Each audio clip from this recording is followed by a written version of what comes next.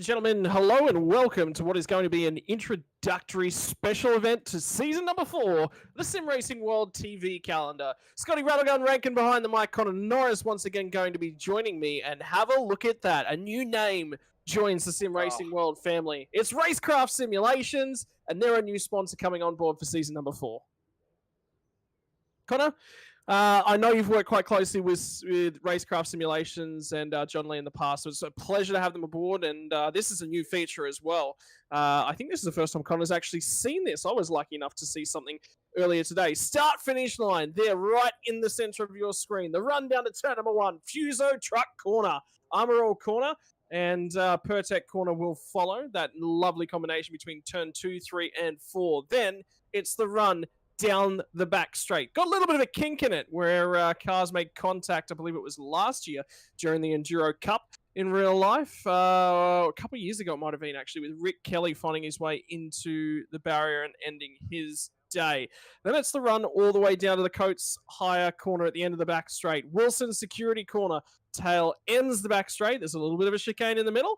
Jim Beam Corner will be the second last corner on the lap, and that will be Dunlop Corner that runs us back down to the flag. It's Sandown International Motor Raceway. It is a short track. It is a short lap, and 50 of them here tonight. Connor, what lap times are we expecting to see from our pole position session here now? I would say from the guys that are gritting up right now and the track and everything, I wouldn't be surprised if these guys go from 7s to 6s, like maybe a high 6. If we can see a 6.5, that would be absolute alien pace from these guys. But I wouldn't be surprised if these guys did do that kind of pace. Some of these guys like Rick Kuznetsov, Brian Borg, Blake Delaney, Jamie Dyke, like huge guys in the sim racing community. So to see these guys jump on and have a bit of fun and do a 50 lapper, it's massive. So yeah. If we can dip into the 6s, yeah, that'd be awesome to see. Don't forget as well, in the bottom right-hand corner, that's a critical thing to be aware of as well. Everyone lined up at the end of pit lane. It is Melville Equipment Corporation qualifying, and we are about to get underway. Another car will tag onto the back end of the queue. Look at them. They are all there. They're all hungry. Every single one of them wants to get out and turn a quick lap. And it is going to be, well, it's a minute around here, just over a minute, which means with 30 plus cars out on track, there's 2 seconds per car. So, Connor, if you're perhaps one of those quicker cars and you're coming across one of the back markers, that's going to ruin a lap. So it's going to be about track position and timing critically, because these cars burn through their tires. With the shorter lap, though, do you reckon some of these guys will get at least a 2-lap fast run in? Or will they have to immediately look to reset, get a fresh pair of boots on, and go again? If you were one of the smarter guys out there right now, you actually wouldn't be gritting up. You'd actually just wait for them to go out, go with your actual teammates, and just be on your own with your teammates. So you just want to have a bit of a gap between your teammate that will drag you along, about a second and a half. Get a bit of slip, follow them, do your thing. Then reset, get new boots, then help your other teammate. So you either do that for a teammate to teammate, or you just go out like this and absolutely go wild. But yeah, like I think everyone's just going to hang it out tonight, because why not? It's a 50 lapper, shootout, and qualifying. Why not? Mate, it's going to be a pleasure to kick the season off. Ladies and gentlemen out there in chat, you might notice a few liveries there from seasons past. V8 Supercars past. The past has come back to haunt us. Indeed, I was very, very fearful of that livery right there at the front. Back in the year was 1998. Russell Ingall and Larry Perkins were behind the wheel of the Castrol Commodore as the Fishy Motorsports entry fires off from pit lane, hunting down Craig Lowndes in search of his first championship title in the V8 Supercars. That kept me awake at night as I was a young race car fan. I did not want to see Russell Ingall win.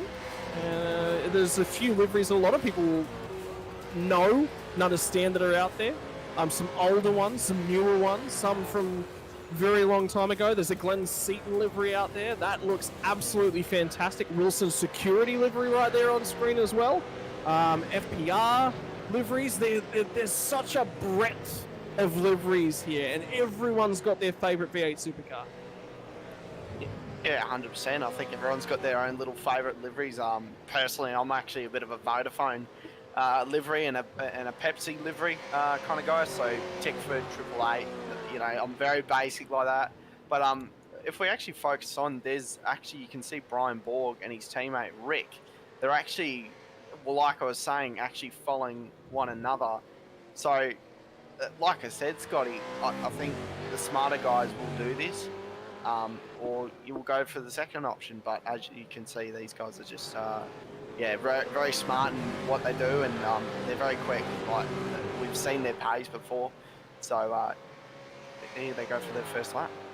Here we go. We're going to line ourselves up and get underway very quickly. No hesitation as they fire off down at the start-finish line for the first time around. How good is the old John Bow style liveries? Paul Radisich drove one like this as well. The old, it was Dick Johnson Racing towards the tail end of it. Yeah, the shell liveries and the racecraft trim. Everyone's got their own little bits and pieces, little takes on all of this as well. Everyone tagging their own. Daniel Clutterbuck, I just saw in the background, was there's a fishy car off in the first sector, 025. Brad Wall is sideways, so he will have to abandon and have another crack. So it is going this way, that way, all kinds of sideways as Jai Schultz from Platinum Racing gets towards the tail end of his first lap as well. So a few moments and we've already fired around a complete lap. Yeah, these laps are quick. I think, yeah, like I said, the 107s, 106s, like, it doesn't take long. And as you can see, one of the 19 entries are Vodafone. As we see another white. There's a lot of white liveries, aren't there, Scotty? There's just multiple white liveries, so it's kind of hard to go, such and such livery. But as we can see, Richard coming around for his... Oh, my God. Is that Wins? I think, Is that the old Wins livery? Oh, I missed that car. I was actually thinking about that car yesterday. Oh, I can't recall who I was actually having a conversation with, but there was someone I was talking to about the old Wins liveried cars, and yeah, there it is on screen. So that's a moment for me. Wow, years gone past. That's an old one, isn't it? Yeah, right back. But there's even as it goes around, and he's gonna have to stay there until and he's reset. Good one. Kmart car. Everyone loves a good Kmart car. I think everyone, as we see Aiden Schultz come out and track very clean. Southern Stars entry. It's a bit of a Shelby Power. What do you? I don't know. Dick Johnson livery. So yeah, that's not a bad looking livery. There's a lot of Dick Johnson liveries actually. Well, he was a popular figure, wasn't he? Dick Johnson, John Bow, forming that team for such a long period of time. I've seen a green-eyed monster as well. The #1 Craig Lowndes livery.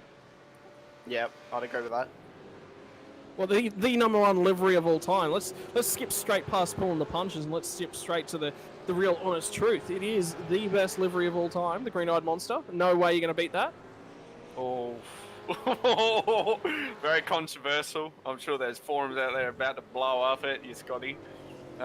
Always, mate. Oh, there's always a couple in there. But yeah, I think it's just a great turnout we've got tonight. I think that with everyone that's put so much effort into these liveries, I mean, for the ladies and gentlemen at home, some of these guys spend, 10 minutes to 3 hours on these liveries, just, putting the logos in the perfect spots, as we see Andrew out on track, Proctor out on track. But the other thing too, Scotty, the exit is just dreadful. It's the worst pit lane exit I think there's ever existed. Well, you've clearly never seen Oran Park. That would be why. Oh, yeah, that's a bad one too, actually.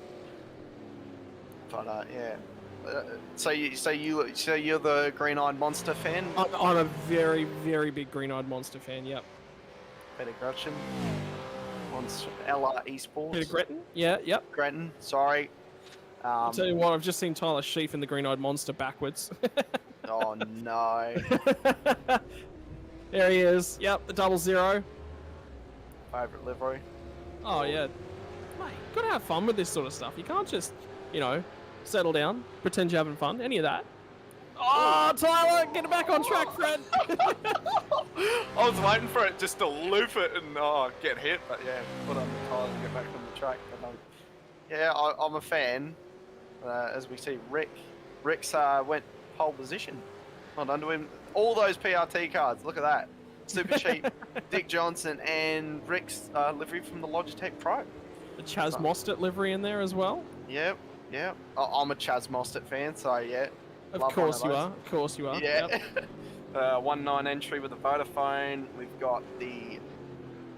I think that's the old Holden liveries. A Holden dealership team. Holden dealer team. Yep. Yep. Young Lions. We're talking about what liveries would make fun liveries to build. The old Young Lions liveries. Have you ever seen any of those? No, I haven't actually. So yeah, there's a few out there. The Chaz Mostert livery's pretty. Thomas Riley tried to get a livery going. I'm only getting a black screen. I don't know if you've seen that as well. I just noticed something. Something very cool. Top 3 are PRT, then 4th to 6 are all fishy. So that's interesting. So all the teams are actually very close. Good to see. So we got Rick, the top of the board with a 106.6. Wow, that's a very impressive time, and they're all close. Like, yeah, that's 106.3. Then Brian Borg's done a 106.6, so he must have just improved. Wow. Then P3, 106.7. So that's, yeah, to be, I'm sure Uncle Brian's very happy with that. I think there's another nickname, Uncle Board Shorts. I think there's one out there. Uncle Board Shorts. Well, critically, actually, is something I've just noticed, Connor. The fuel limit, at least on the qualifying server, is only 40%. So, admittedly, these guys will only be doing not very many laps. I'm wondering what the fuel percentages will be like when we jump across to the race server, because it will be quite low. I get the feeling we're trying to trigger some strategy, which means tyres are going to be important.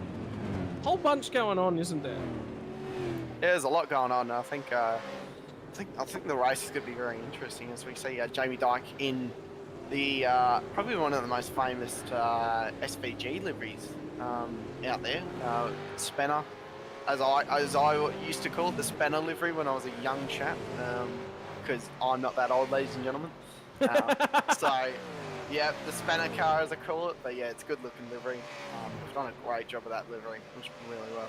As we see Blake Delaney just go flying past Mr. Dyke as we come down the hill. What a great track, I guess. Like while we're here, sitting here, Scotty, it's got to be one of the best tracks for Australians, really. Like we can't ask any more of a track. It's got curbs, it's got long straight, it's got a hairpin. And it's got chicanes. Got a street track feel to it, street track vibe. Yep, yeah, definitely. Yep, definitely. Like, it's located in the heart of the state that gets a public holiday for footy grand finals. Yep. yep. Yeah, well done to him. That's pretty good. Oh, let's just have a holiday for a football. Yep, great idea. But. Yeah, as we saw Harry Dodds go past there. Oh, there he is. So Doddsy with the another Holden dealer, one of the manufacturing teams back in Holden. Yeah, I know who you're on about. Yep. Yeah. Yep. HSV. Yep, that one. Yep. The one. Yep. HSV. Yeah, Holden Special Vehicles team. Yep. I mean, the FPV equivalent, wasn't it? Ford Performance Vehicle. Yeah, it was, because it was like the performance of the Holden dealership team. I'm pretty sure. You've described that absolutely terribly. Ban yourself from the commentary booth. Gone. Bye. There's another one which car number 19, but yeah. There's a few out there. I've seen Michael Whiting coming out of the pits. Seeing P9. Chris Bleakley, yeah, an old silver and orange. You know what? Actually, another livery that was a big, angry Craig Lowndes threat, and indeed was more successful than the Castrol liveries at taking away championships from Craig Lowndes was the old Rick Kelly. Oh, that's what that livery is. The 19. Yeah, that's what it is. It's the Rick Kelly orange and black livery. Yep. And he's just rolled out of pit lane, so there's a good opportunity. Not the fishy cars going around. There it is. I hadn't seen a side-on shot. I only see a head-on shot. And the head-on shot, I was like, oh, yeah, that's not it. No, that is it. This livery will live in my nightmares for the rest of eternity. Well, it's quite funny. It's Chris Bleakley's put a lot of time and effort into these liveries. He loves doing his liveries. So, he said to me when we were off streaming, he said, yeah, he's put a lot of time into it in this little competition that's been going on. So, yeah. I'm just enjoying it. This is just such a vibe. There's Brad Wall on screen with his livery. Surely Shibby behind the screens will actually have the actual takeoff from that livery. He'll know a little bit more about it because I don't recognize it. That just does not. It doesn't. That may be a me thing. I may not be old enough. Maybe. Are you old enough, Scotty? Sure. Surely not. No, definitely not. No, I think I'm not even classified as old. There's no way you could put old in my name. Yeah, that's what we were thinking as well. Shibby just said it's a throwback to a very, very old livery. And that's why we don't understand it, is because we're all too young. I think that was back like in the 60s, I'm pretty sure. Or the 70s. Like that. That's just the old. colours, yeah, the colour stylings and the colour palette that's been put together is very reminiscent of that era. Ladies and gentlemen, as well, there is a free entry that will be handed out tonight, I believe, to the winner of your best throwback livery. So for you guys in chat, you actually have the opportunity to decide who gets free entries to a whole bunch of Sim Racing World Series. So if you guys want to get involved and let us know who you think your preferred livery is, perhaps it is indeed that Rick Kelly livery that stole a whole bunch of championships. Maybe it's the Glenn Seaton livery. I love this livery, actually. I loved Glenn Seaton as a driver. Him and Brocky were very, very similar, but Brocky got a lot more attention, I think, than Glenn Seaton ever did. Oh, 100%. But yeah, Seaton was such a talented driver. This is one of my favorites. Yeah, let us know. We actually want to know because it helps us because it's more for us to talk about first and foremost. But yeah, number two, if you see somebody out on track that you think has done an awesome job on their livery and deserves to receive a free entry to Sim Racing World leagues this season, well, you'll go a long way to support them. Whole year free. Okay, it's even better. It's even better. It's not just one season. It's actually a whole year. Do we have a budget? Because I think we just blew the budget out on that prize alone. Anyway, everyone is starting to get closer in. We are at the tail end of qualifying at the moment. Top 10 shootout, ladies and gentlemen. For the first time in Sim Racing World history, we will be doing our first ever Top 10 shootout, and this is going to be a crucial part of the Sim Racing World V8 Supercars Championship this season. So currently your 10th place driver is Jai Schultz right on the bubble, and a 1:07.5 is the time that everyone has to beat. And have a look at the number of cars that are out on track right now. That back straight is the only clear section of track. Everywhere else, traffic is scattered. Let's run through the list. Rick Kuznetsov currently has set the fastest time in the session by a few tenths. Then it's Sebastian Vandel. Brian Borg is going to be in third position. Jamie Dyke and Blake Delaney, the fishy entries 4 and 5. Sixth is the third of those, David Coleman. Seventh is another one in Matty Whiting. Matty Stewart is going to jump a long way up. Sorry, it's Michael Whiting, my apologies. Matty Stewart's going to jump a long way up that list and get himself inside the 10. Harry Dodds is now the one guy just above the bubble, and Tom Pritchard is the bubble driver. So the time to beat has now become a 1:07.419. I tell you what, Harry Dodds is only 0.008 of a second quicker. And even better than that, it is 0.019 of a second between Pritchard in 10th and Tyrone Walsh in 11th. So the drivers below Tom Pritchard have now got work to do. Jai Schultz has dropped up. Vlasbom, Mayer, Thomas, Martin, Schultz, Childs, Dooley, Keane, Wall, Clutterbuck, Hughes, Riley, Bleakley, Taylor, Mays, Hodgkinson, Powell. That's your top 29. So we do have more drivers than that in the server this evening. However, they don't all fit on the one timing tower. And there we will. We'll cycle through a few more. We're down to 33, which is Greg Johnson. Then we fall outside the 110s and the 111s with Michael Locke, Steven Sinkovic, Jake Craven, Tyler Sheaf, and Anthony Trigigio, and Sam Noble yet to set a qualifying time as well. Trigigio is currently parked up on the right side. That's not going to help anyone advance their times, Connor, and a few drivers having to take evasive action. Yeah, man, like they're just he hasn't reset yet, so everyone's just dodging him. You'd be on your lap and you'd just be like, oh no, I've got to go. But yeah, he's reset, but well done to him. But that would have been so scary for other drivers just trying to get out of the way, as you see the PRT guys getting out of the way for the 9.5 guys. As we see David Coleman coming up with the fishing car. This is a great livery too. Castrol liveries always look great. Just that red, green. Just really, it just screams retro. Like, I don't know about you, Scotty, but it just screams retro. No, it does. I mean, again, this is the era when I first became interested in V8 Supercars. So even though it was an enemy team, to use air quotes, it still means a lot to me because that is when I started watching V8 Supercar racing. Larry Perkins Racing, Russell Ingall was a driver as well, and Russell Ingall actually outperformed him. Well, they went toe-to-toe for such a number of years. It was such a good marker for how well Russell Ingall was able to carry his pace into the next generation of supercars. And that said a lot about how good Larry was for his time, that he was into his 40s and still competing with the up-and-coming superstar that was Russell Ingall. So that livery means a lot. The Minor 10 livery, so many drivers have driven this one over the year. Mark Larkham most notably drove it for a long time. I believe Stephen Ellery drove it for a little while. Yeah. As well.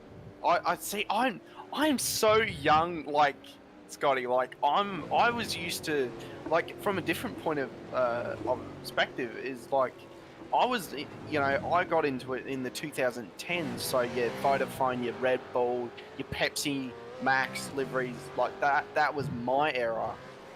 So even someone seeing a couple of these, it's good to see. But when you go into the 90s, even the 80s, it's good to see. But as we see someone off. Yep, that is Zachary Vlajbom. So he's potentially going to lose an opportunity to get on the lap in. He is not going to be wound up, and he needs to get wound up to get this lap. So drivers starting to shuffle around. Pritchard still sits on the bubble, and only 8 thousandths of a second ahead of him. Harry Dodds will make it in. Those two at this point in time are going to be first two drivers through the top 10 shootout. A ton of drivers getting back to the pits. They're going to have to go now. If they do not get out on track right now, they're not getting another lap in. So anyone that's in pit lane, this is it. They will only get one more green flag lap, and that track is getting busier than ever. Look at the smoke storms that is being thrown up in the background, as well as Vlasbom continues to try and get this lap in, and that's the 52 of Aiden Schultz immediately in behind him, and the Chaz Mostert livery as well. So it is a huge fight just for track position here. Yeah, so I just noticed Blake Delaney has actually split the PRT cars completely. So it's Rick, Delaney, and Seb. So that's your top three. So one of the fishy cars just popped in and went, "Hi boys." So he's out on track trying to get even a better time to go. Hey Rick, I'm gonna blow this out of the water, man. Yep. But yeah, it's on, man. I think it's a bit of a rivalry. Rivalry has always been in racing, and like we were saying about Castrol and all the your Tickford and your Vodafone, like there's always been it in the motorsport, but it's always kind of been there with Fishy and PRT in a way. It's always kind of been there of who can beat the other team. So, yeah, it's pretty cool to see. I mean, they're all through the field with the rivalry, but yeah, it's good to see these top teams really going at it.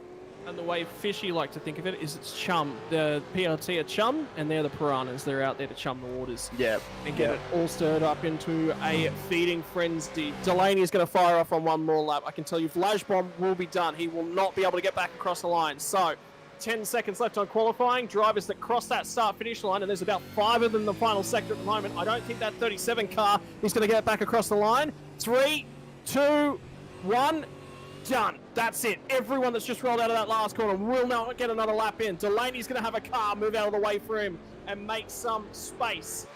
Now it's everyone that's on lap. Cars that have just crossed the line. Steven Sinkovic is done. Indeed, it's actually end of the session immediately. So we'll immediately jump across at the end of that one, straight into our top 10 qualifying, and the drivers that will get there and will get their opportunity to compete in the top 10 shootout is from Tom Pritchard up. So the first driver, the order that you're going to see these guys is Tom Pritchard, Harry Dodds, Matt Stewart, Michael Whiting, David Coleman, Jamie Dyke, Brian Borg, Sebastian Vandel, Blake Delaney, and Rick Kuznetsov. That's the order they'll run off in.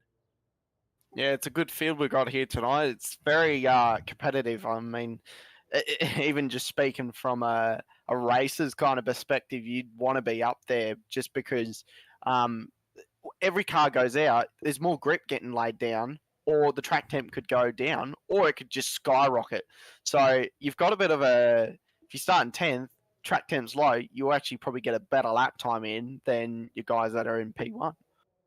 So it's a bit of a 50-50. We're going to get the opportunity to talk to our drivers as well. What's going to happen is a driver's going to fire out. He's going to have the opportunity to do his warm-up lap.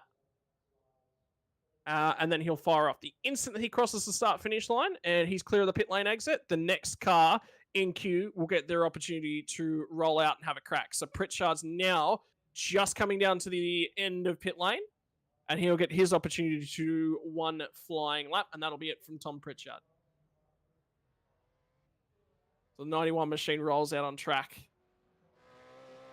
Once Pritchard's in, there'll be a minute or so to talk to Tommy Pritchard. What he thinks, what he's representing here. If there's any particular driver of the Modder 10 entry that perhaps he prefers.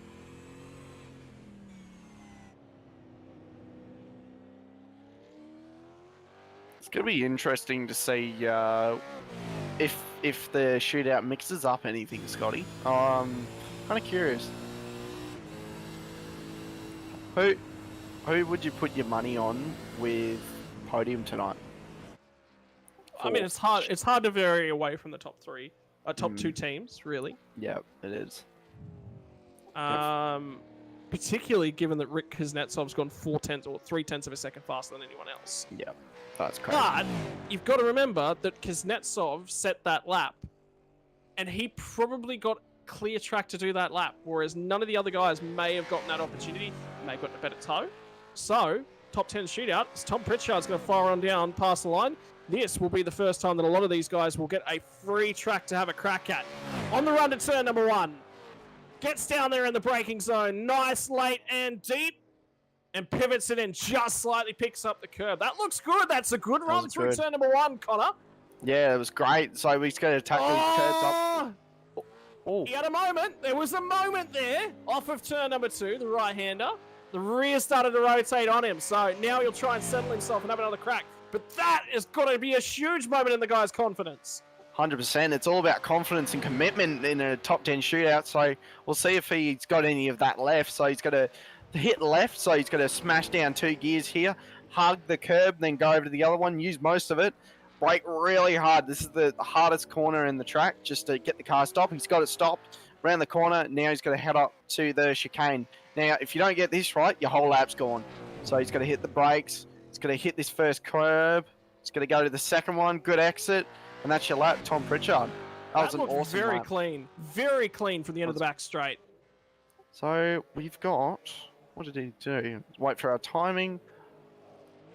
There we go. He'll get the lap in 1:08.2. So it's a slow lap. That is indeed 0.8 of a second down. And that 0.8 of a second, I would say, was all in the first sector. But purples across the board for Tom Pritchard. Lap done. Harry Dodds.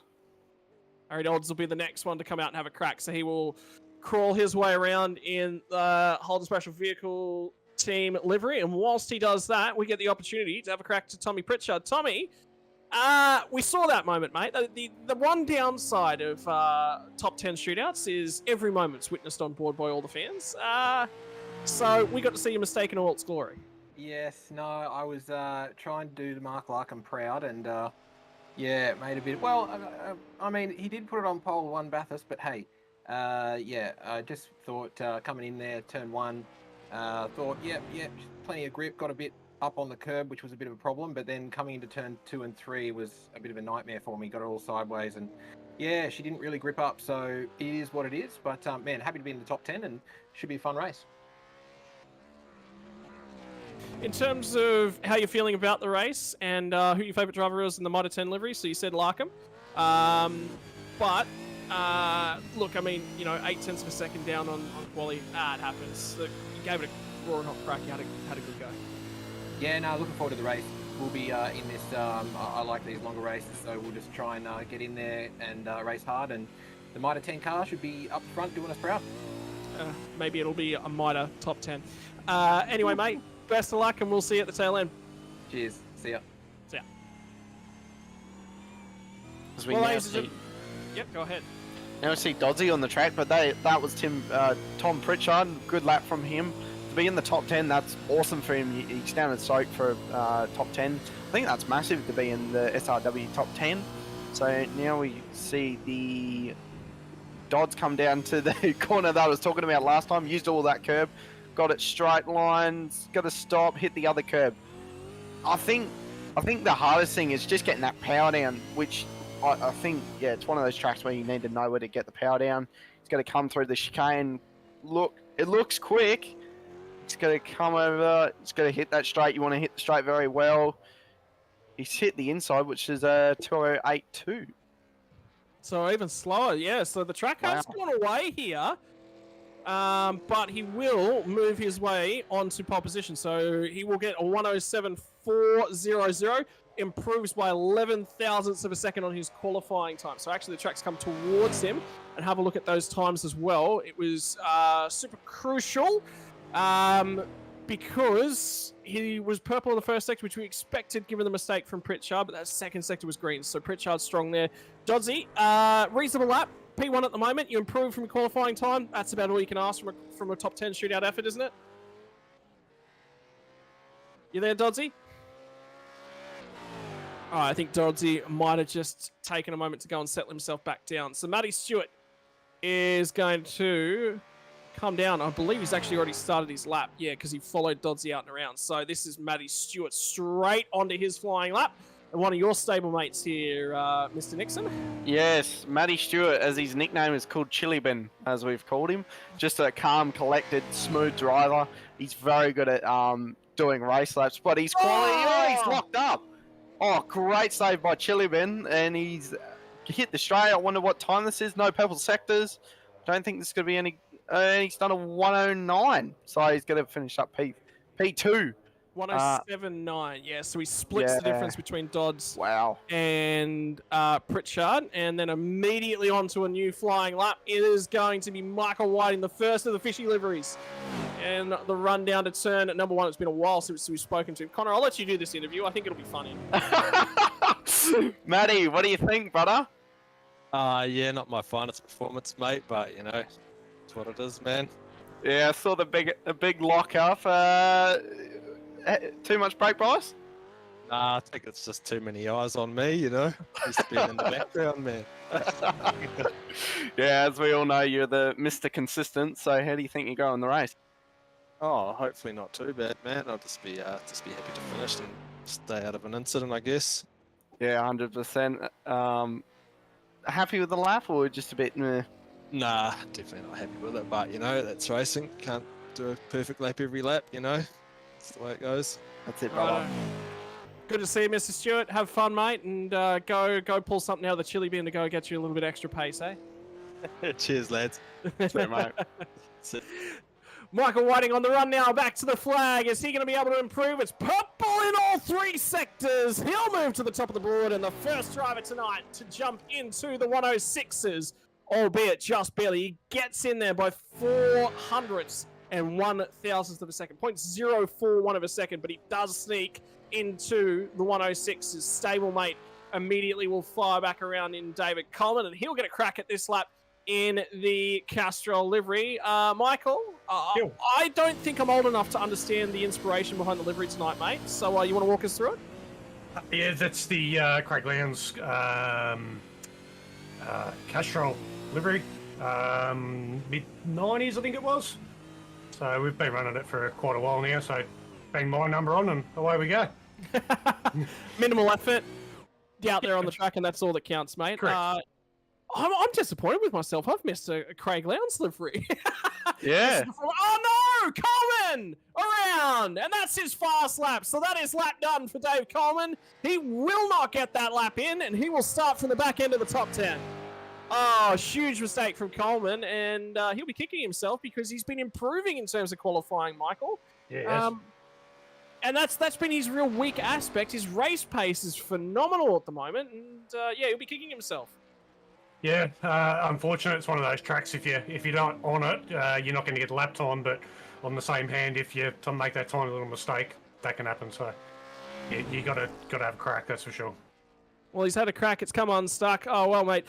Best of luck in there tonight. Go and get it, and we'll see you on the other end, Michael. Thank you, mate. Cheers. As we got Jamie Dyke starting his lap, and we should have Dave Coleman in the booth in any second, but big incident with David Coleman. Yeah. I mean, like you said, you got to be on it. You got to be ready, and you got to be firing. And I'm picturing this is going to be hot under the collar, Dave Coleman. Disappointed in yourself by the sounds of things, Dave. It's all good. I made a meal of it. I took all the wing off to try and get a bit of speed, see if I can close that gap down. But it is what it is. 10th ain't too bad, so. Mate, Yeah. first crack at the top 10 shootout here in terms of sim racing world. It's a unique prospect, and it's something we don't get to see and get the privilege to do, and it comes with a unique little bit of psychology as well. It does. If it mixes it up, I'm all for it. So, yeah, bring it on, I say. Any words for the show-off that's currently flashing his lights as he comes down the back straight? Who we got there on the show? Dikey. Nah, he's a pro driver, so you know that's what they do. Yeah. He's All right, mate. playing his small violin while he's driving as well. Mate, best of luck. You're going to have to fire it off from P10 here tonight. Long race, lot of opportunities. Go get them for us, Dave. Thanks, boys. Good luck, Dave. Well, from one driver facing backwards at the end of turn number 4 to another driver Purples. who's looking to face his car forwards, it is Purples. He moves to the top of qualifying, albeit 0.17 of a second slower than his previous time. So it's not an improvement from Jamie Dyke. Doesn't go better, but still good enough for P1 at the halfway point. Look how much change there is in the track. But we see Jamie Dyke go to the top. But yeah, purple sector in the first sector as we have Dykey joining and Brian Borg on his lap. What do you think, Dyke? Sorry, what was that? I just got undeafened. What do you think of your lap, man? I made a mistake at the second last corner. Pinched the rear. Probably lost 2/10. Other than that, it's pretty good. Pretty happy with the first half. Yeah, it looked like a great first sector, man. We saw on the timing. You got a purple sector in the first sector, but it looked awesome on the cameras, man. But yeah,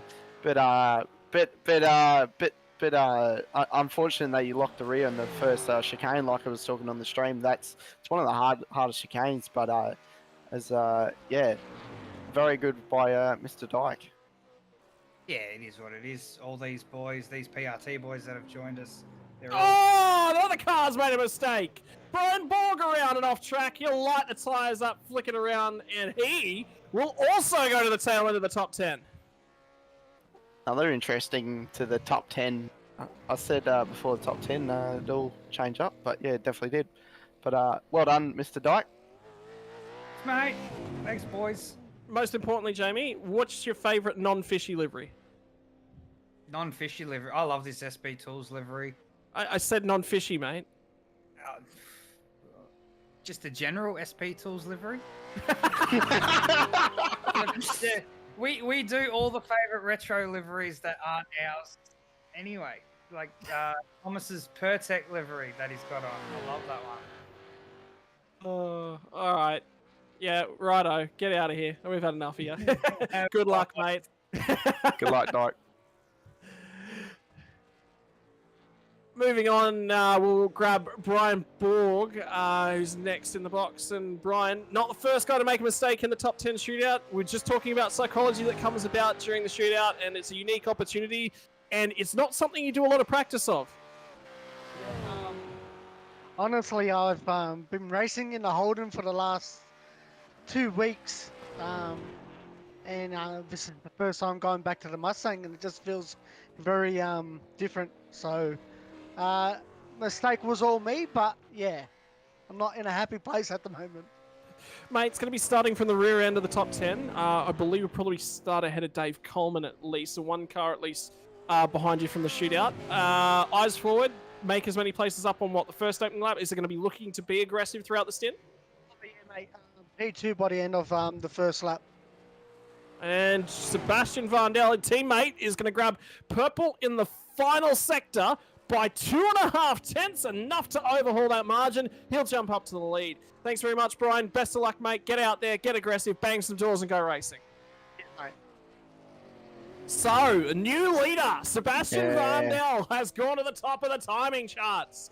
He will grab it. Now it's going to be Blake Delaney's opportunity as he'll trundle off the last corner.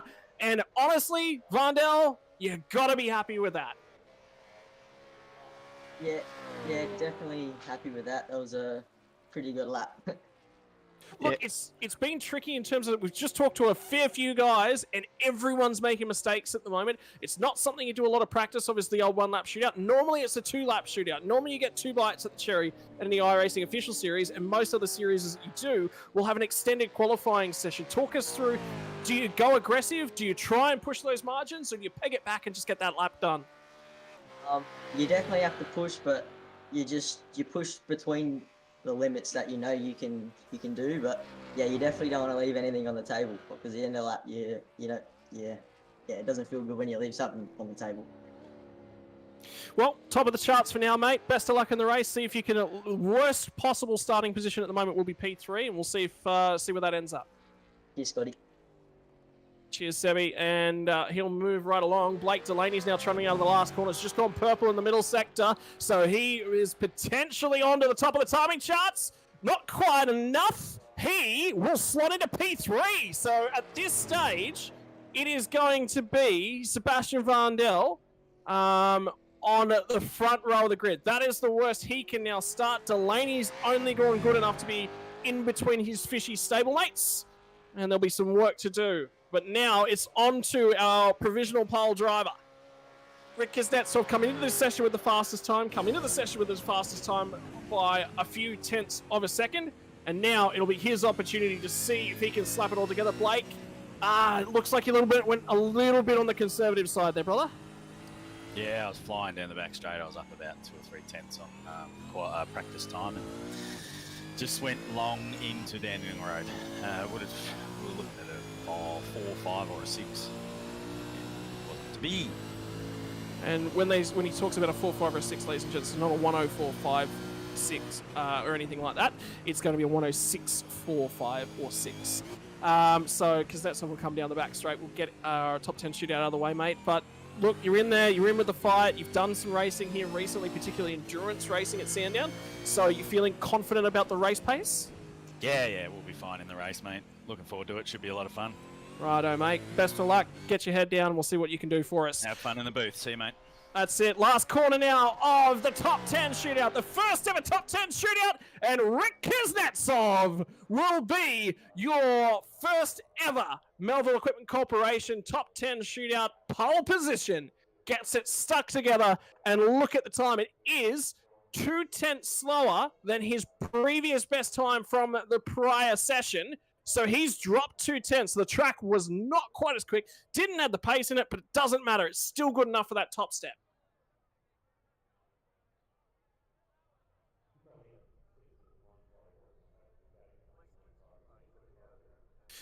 How you going, Rick? Going good, mate. How are you? Yeah, not too bad, mate. How's it settled down now? Managed to get onto the top step. There was a little bit of a margin to sort of wiggle yourself into there, and you did more than enough to get yourself up there. Yeah, the lap started pretty average, to be honest, but I was able to get it back in the last sector, which was nice. In terms of things, happy with the qualifying performance. You will have Sebastian off to your outside. It's a long run down to turn number 1. It's a long race, but you got to control it from the first lap, and to do that, you've got to start from the front row. Yeah, 100%. It's good to have a teammate next to you in the front row, which is always good. So we'll see how we go in the race. In terms of things, much racing done here at Sandown in the recent past, or is this quite new for you? I had the Logitech Invitationals yesterday around here, so yeah, I've done plenty of laps around here. All right, mate. So looking comfortable. Everything eyes on now. It's that run down to turn number 1. Is it get aggressive? Is it get defensive? Is it talk to the teammate? What's going to give you some confidence at the end of the first lap? I think it's just keeping it clean. Try to get a good start with Seb and help each other in the first lap to not get any incident. All right, mate. Well, congratulations on the Melville Equipment Corporation pole position, and best of luck here tonight. Cheers, mate. All right, ladies and gentlemen, we are going to jump to a quick break. When we come back on the other side of this one, we will have the 50 laps of Sandown, your Sim Racing World Season 4 special event. This is about to cap off a brand new season. Quick word from our sponsors. You'll get the opportunity to see what's coming your way in just a few moments, and then we'll go racing here at Sandown.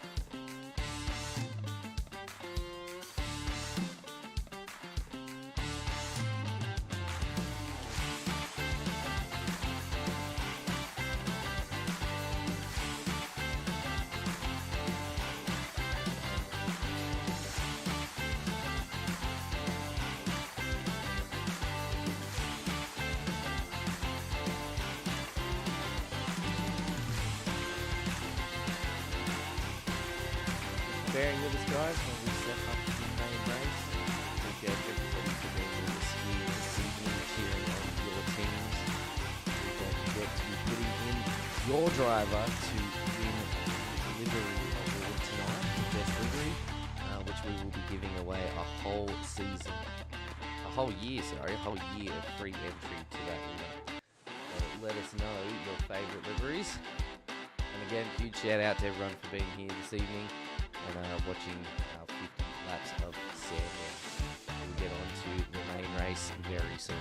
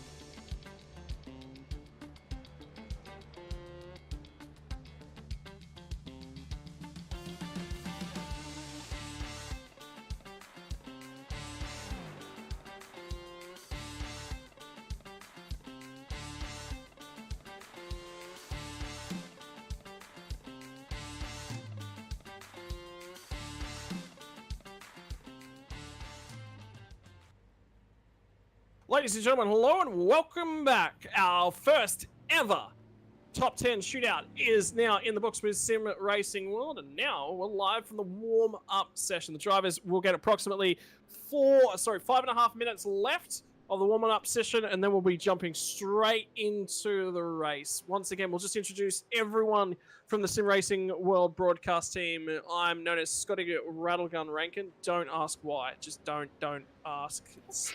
Yeah, don't ask. That laugh and giggle that you just heard was from Connor Pixie Nixon. Also, don't ask. And behind the scenes is Nathan Shibby Howard on our broadcast crew as well. Big shout out to all the sponsors who've just come on board as well to make everything we do here from Sim Racing World possible. Big shout out to Racecraft Simulations who just helped out getting a rig together for the boys to do a demo down at Motor Classica in Melbourne. So Stephen and I believe Dean Sinkovich, I think the two of them were down there at Motor Classica putting on a hot lap booth as part of festivities down there. Warren Brown Tools, Melville Equipment Corporation, Toyo Sim, promo department, and yeah. Did I get them all? No, DSL Welding Services was right there on the ruddy overlay. Forget it. We're into qualifying. Big shout out to Paul Gerlin, who makes everything possible. Our major sponsor here at Sim Racing World, DSL Welding Services. Right, top 10 shootout has been run and done. If you're forgetful like I am, let's recap those results. 2 cars failed to set a lap, Connor, and that'll be critical because they were both looking exceptionally quick. And that was David Coleman and... Go on. You know exactly who it is, don't you? Another car on the fence. It was Brian Borg. Yeah, that's Brian Borg. Yeah, Brian Borg lost it. So yeah, I think it's just a bit of wheel spin, and he's just looped it. Oh no, he didn't. No, he didn't stop. Yeah, it was. I think it was actually a bit of both. But yeah, it was unfortunate to see David Coleman, just to lose out on that first sector and just spin it up, and that was it. But hey, that's racing for you. Information coming in from Harry Dodds as well. Drama from the 081 camp. Drivers having issues with internet connection. He'll be starting inside the top 10. Was not over the moon with his qualifying lap, Connor, but Rick Kuznetsov and the teammates are on pole position. That'll be critical for them to roll off and get started strong.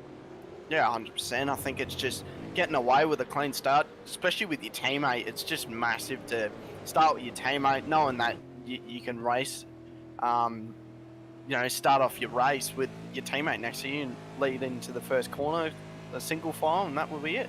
But sometimes it doesn't go like that because you'll just spin like when you launch the car, you'll put the handbrake on, as we call it in iRacing, put that down, put your clutch and throttle at about 50% both, and when the lights go green, let go of that handbrake, and a lot of the time you'll just launch it, go, that'll be it. But sometimes a lot of people just drop the clutch, heaps of wheel spin, and you'll just go straight to the back of the field almost, just because of that wheel spin. So that'll be interesting with both those teammates to see if they can launch it or just drive away into the sunset. Yeah, it's critical to get a good launch, particularly with the long run down into turn number 1, deep braking zone. A lot of these guys will have done a ton of practice now and it will be settled in. You don't come into these sorts of events unsettled. You don't come in without practice, and a lot of drivers will spend a lot of time preparing for something. It's Sandown. It's such an iconic home of Australian motorsport. It's been in and around our racing visuals for such a long period of time. Home to the Endurance Cup and its many different evolutions, from the Gold Coast three-way between Sandown and Bathurst, all the way back to just the 2 single events back when I first started watching. It is indeed just a cultural icon. It's Melbourne's direct home of motorsport, combined with the Albert Park Grand Prix.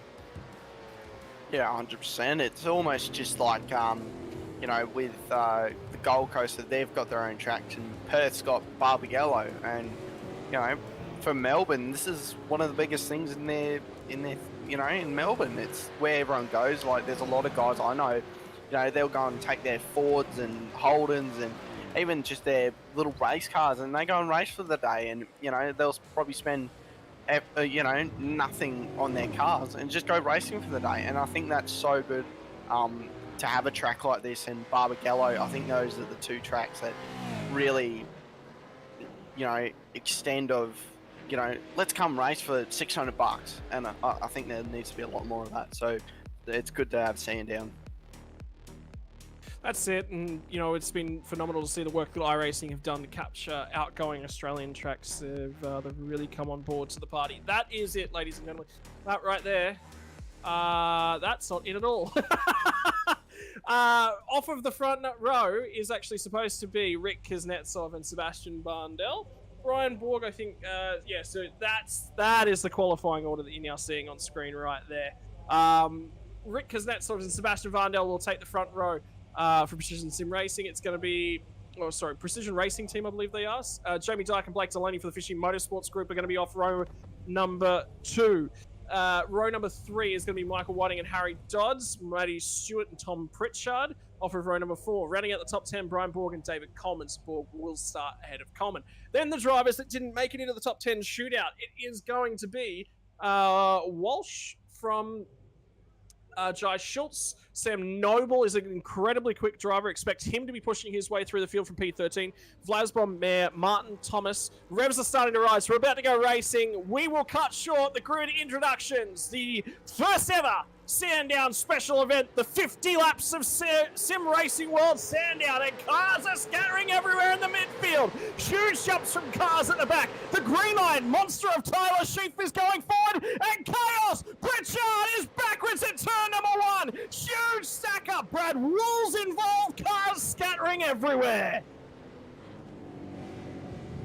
Are you kidding me? They don't even get through the first lap. They don't get to the first corner. More cars backwards. It's the Chaz Mostert entry and another Fishy Motorsports. The SP Tools entry. The Shane Van Gisbergen livery. Yeah, it was just nuts. And Pritchard is around again. It's gone from bad to worse. More cars backwards at turn 4. Safety car immediately called for Connor. And I know during the ad break you were calling for chaos on lap number 1. Oh, 100%. I think it's just everyone's like, let's go, ready to go. Then everyone's like, oh no, it's turn 1. Everyone's gone. And it's just one of these things where you just need to dodge everything and just look out. But I'm amazed at how many cars got through with like just cars backwards. Like I'm going through a couple of them right now. And hang on. They're pretty clean. One of our race leaders is in the lane. No. Is he? Yeah, absolutely. There's a Fishy liveried car that's in pit lane. Rick Kuznetsov will lead the field down, and Matty Stewart has jumped to P number 2. So there's a few cars that have come to pit lane. Blake Delaney it was that I saw to dive into pit lane. The black and gold coloured car. Fishy cars up and down the field. That one missing its front bonnet, and I believe that's Michael Whiting in the old Lowndes Cross Murphy livery. Yeah. My word, there's so much to review from lap 1. Perhaps we just review the whole lap. Let's just go back and see if we can find... Well, it's Pritchard that we've got to review into turn 1, because that starts everything off, Connor. So talk us through this. It's trying to get yourself off on the run. Look for Pritchard, the Mudder 10 car, left-hand side of your screen, just in front of David Coleman's Castrol livery. And it's all the way down into turn number 1. So reasonable getaway from Pritchard. Somebody just behind didn't get a great launch. Schultz is going to try and dive down the inside. 3 wide on the run at turn number 1. So Pritchard's got a pretty good launch. He's done that on his own. Yeah, so he's just locked the rears and he just went around.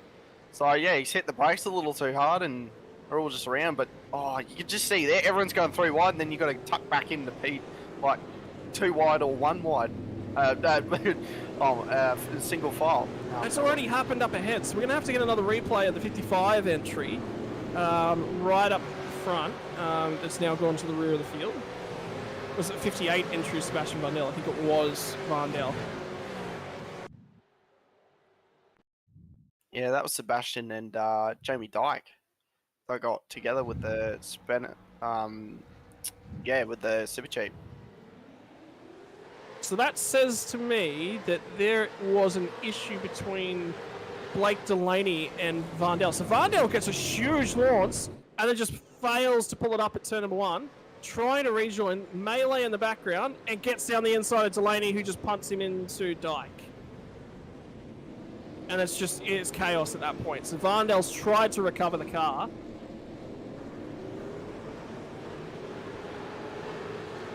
Wow, what a start, Scotty. I don't think it could have been any more hectic than that. Yeah, Dyke and Varndell have gone to the rear of the field. They've been pitting under every lap of the safety car period at this point in time. And I'm not sure if I just heard safety car will be in this lap or not.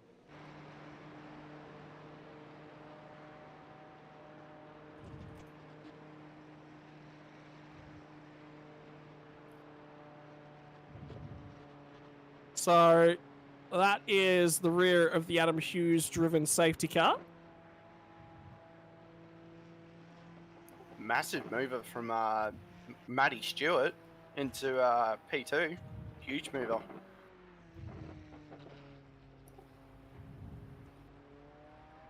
So chaos up and down the field.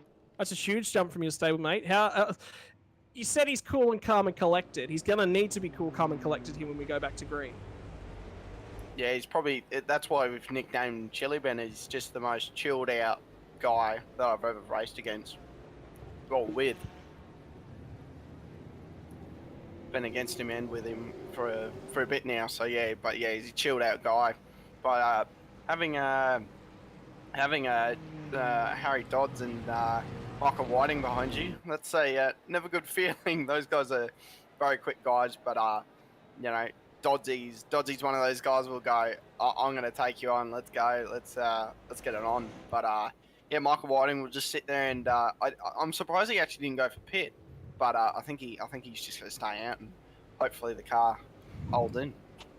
Well, there's a few guys that have gone to the rear of the field now, so... Yeah. So we're going to keep an eye out to see if anything's unfolding regarding potential penalties. At this stage, it looks like there's nothing coming our way. So yeah, there's nothing at this stage. So at this stage, they're still reviewing everything to do with the lap 1 incidents. So obviously Pritchard's all on his own. Varndel's deep on his own and then attempting to rejoin. The important thing is Rick Kuznetsov talked about how important it is to get through lap number 1. He's done that. Yeah, and like I said with, you know, the PRT guys, they got away, but yeah, it just looked like Sebastian just went a bit wide and came back on the track.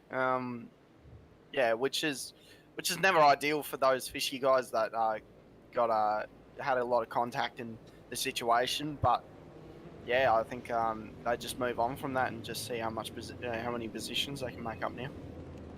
Critical to note is that Michael Whiting in P4 there has got major damage to the front end of his car, missing his hood, so it will be slower in a straight line. How much that impacts the pack will be important to keep an eye on. Leader's coming around the last corner.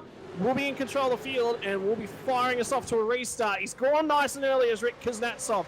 Now it's a huge run down to turn number 1. Matt Stewart's going to be the next car in pursuit. Somebody looking for a little bit of tyre temperature. I think it's Harry Dodds. And here comes Whiting. Whiting's managed to stay with these guys. Whiting fires it down the inside at turn number 1. Dodds is going to run wide and out on the dirty stuff, gets back down the inside, gets himself settled. Now is it going to be Whiting's opportunity to fight back? Have a look at the tail end of the pack. The last car's just crossed the start-finish line. That's how long this car queue is. 40 cars have registered to the server. Yeah, massive field here, and as we've run away, we've got away cleanly, which is awesome. But yeah, as we can see, Matt Stewart and Rick has pulled away from the field, so we have Harry Dodds and Michael Whiting now fighting up the top end of town. First cars so far to have pitted and made their way back through is Sam Noble and P31. Oh. Then, huge accident on the inside. Michael Whiting it was! So the car that was already damaged, already missing its bonnet, now it's got a few more bumps and scrapes to go along with it. And look how long he's got to sit there for. Another car off at the final turn as well. Sorry, my apologies, it wasn't Whiting. Whiting is still rolling, which means that it was Harry Dodds that was facing backwards. It is just going off down the inside. Coleman's looking for a move. He's going to get it done And that's Dylan Thomas. I think he's just fired down the inside of. He's got that one done. Immediately ahead of him is Mayer, who will now have to fight off a very hungry David Coleman, trying to fight his way back through the pack. Lost a few spots on that opening lap, but still has a clean car. And the big red, the big Kev Commodore. That'll be Matty Keane for sure. Is it Matty Keane? It's not Matty Keane. It is Matty Keane. I think it is. Can we get a shot of Matty Keane when we're able to? Direct shot of Matty Keane?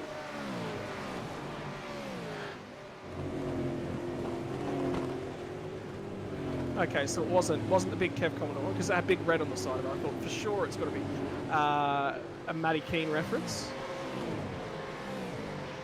Remember the big Kev Commodore? You would be too young for that one. Yeah, way too young. Way too young. Yeah. Yep, well, lap 1 incident has now been resolved. Sebastian Vandel's got himself a drive-through penalty for an unsafe re-entry that's caused that collision. He had to feed himself back in safely, hasn't done so. He's gone to the rear of the field, albeit he's picked up a few pit stops. Now he'll have to pit again and try and stay on the lead lap. Car around at the tail end of the field as well. Didn't quite catch who it was, but there was somebody backwards. There's another car in pit lane already. Harry Dodds, I think it might be. Yeah, Harry Dodds is in pit lane. Just rolling out now. So Dodds is now 1 lap down, potentially going 2 laps down. That was with the incident with Michael Whiting and Harry Dodds. I think Whiting's come through pit lane as well. I think Harry just got a bit loose, and as we see Blake Delaney up the inside, coming to the fast left. Awesome back move. into the straight. Yeah. And I can tell you Brad Wall's just run off the track yet again. He's found himself in the fence as well. So Delaney's starting to cut his way back up through the field, trying to get aggressive, trying to make as many spots as he possibly can. How cool is the JWM car just in the background as well there? Is that Callum Hodgkinson and another green-eyed monster? Is that 2 green-eyed monsters? You better believe your eyes it is. Yeah. And I would be honestly preferential if there was 20 of them. Yeah. Yeah, it's a good looking livery. As we come back up to the field with Zachary and the Legacy Holden. It's good to see with these Legacy cars out here with the big dogs, with the Mustang and the Holden ZB. So it's good to see the VF, which is a bit of an old one now, 2014, which is a while now when you think about it, as we see a move done. Yep, somebody firing it down the inside, and that wins entry will be Richard Mayer trying to look to snag the spot away from him. It's critical to note here as well from Vlasbom that he started in P14, so he's made a ton of places up. Yeah, well, you have those accidents, and you just got to dodge, weave, and just see where you can come out. But yeah, it looks like he came out in a really good spot, so well done to him. And have a look at Rick Kuznetsov, who's now just pushed away from the pack, 0.7 of a second faster. And there's a car just in front of him. I think that might be Tyler Sheaf. It's one of the green-eyed monsters. So Tyler will probably trying to get out of Rick's way as quickly as he possibly can. Rick will do the over-under, get down underneath him.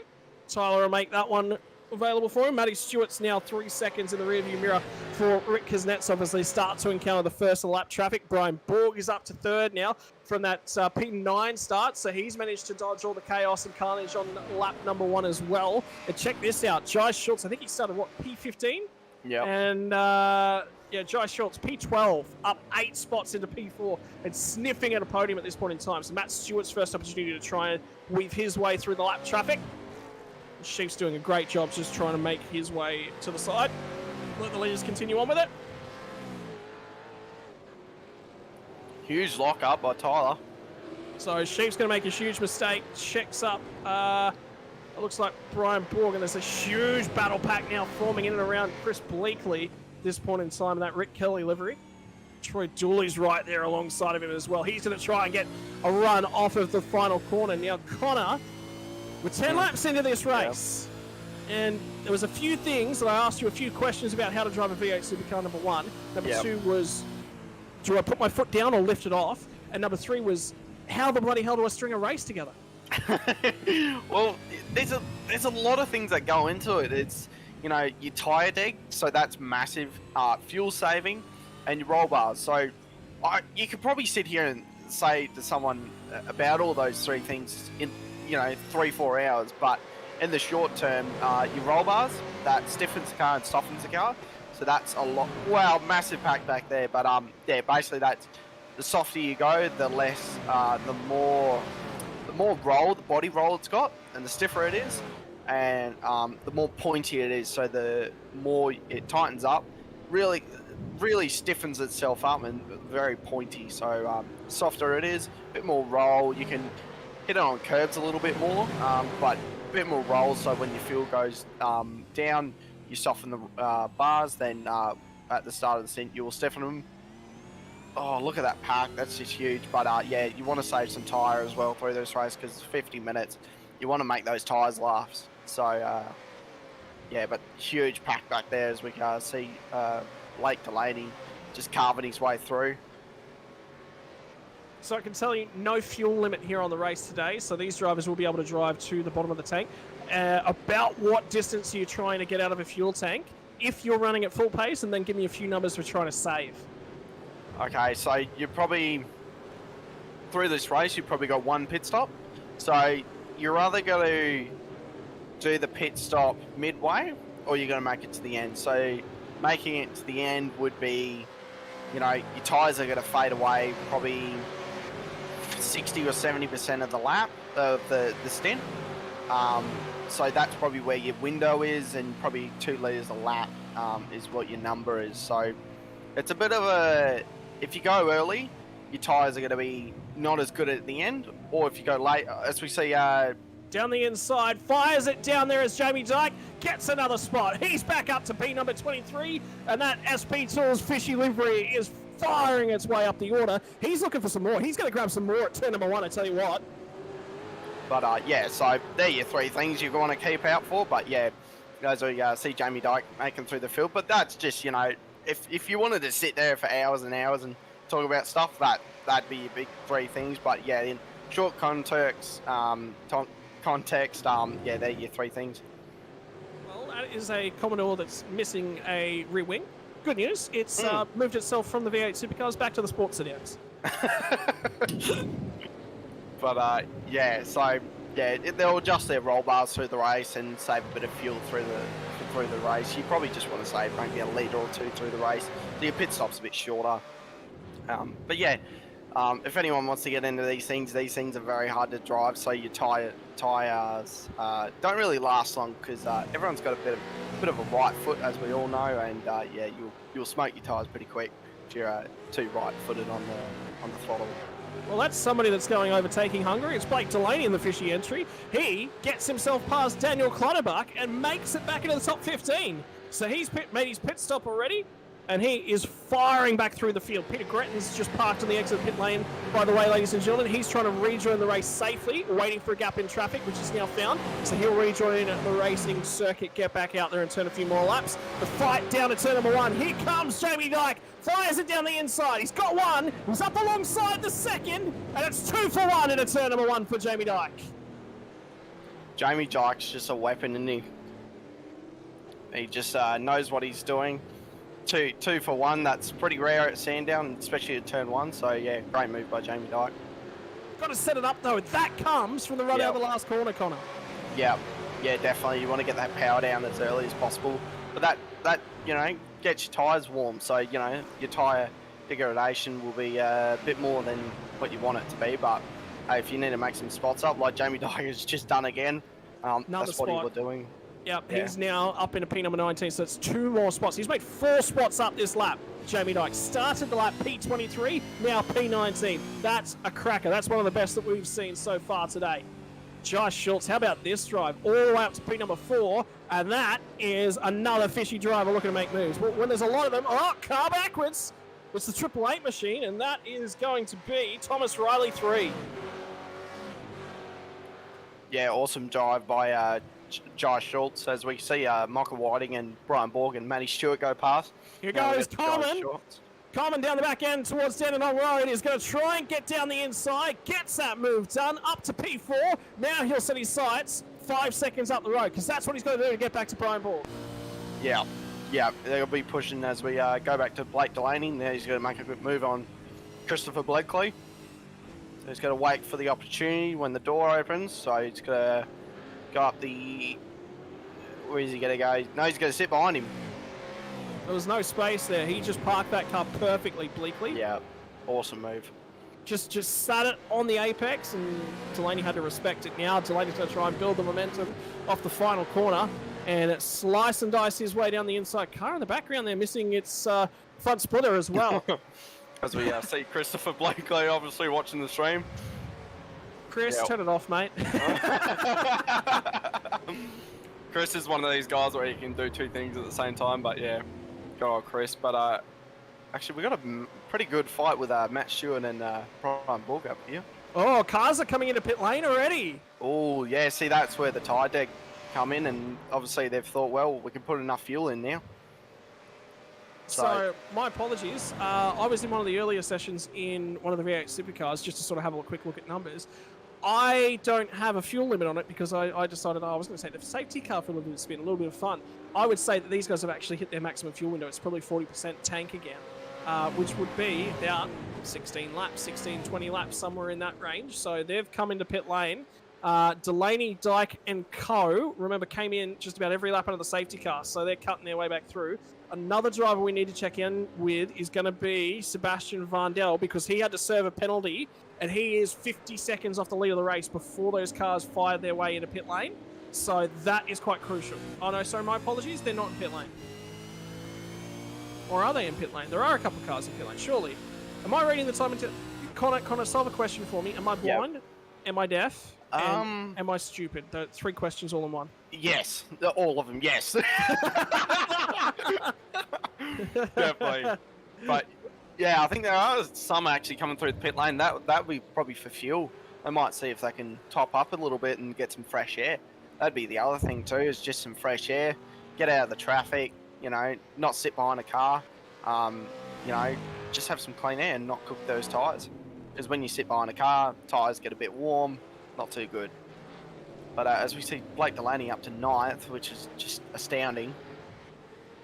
He did this at Suzuka too. It's difficult too when you get in the pack and you're in. I think he restarted about 37, 38, somewhere around there. He's gained 30 spots over the course of this run. That's a mammoth drive. Now, yeah, yes, he did qualify towards the front, but you've still got to make 30 overtakes in what, 14 laps? Yep. 13, 14 laps. That's averaging more than two and a half overtakes a lap or so. Yep, it would be. And as we see, one of the 9.5s guys, and I think that's one of the Holden dealer cars. Yeah, so they're going to try and settle themselves down. Zach Mack trying to defend for all his money. I believe Blake Delaney immediately in behind him. Is it Matt Keane? It is Matt Keane. Matt Keane. Look out. Matt Keane's on the hunt. Matt Keane. Meet Blake Delaney. Down the inside from Blake Delaney. Keane's going to go deep on the brakes. Misses the curbing. Gets himself back on the track. That's a great recovery effort to pull that car That was up. awesome. That was he was awesome. gone for sure. I thought he was in the back. I was like, oh no.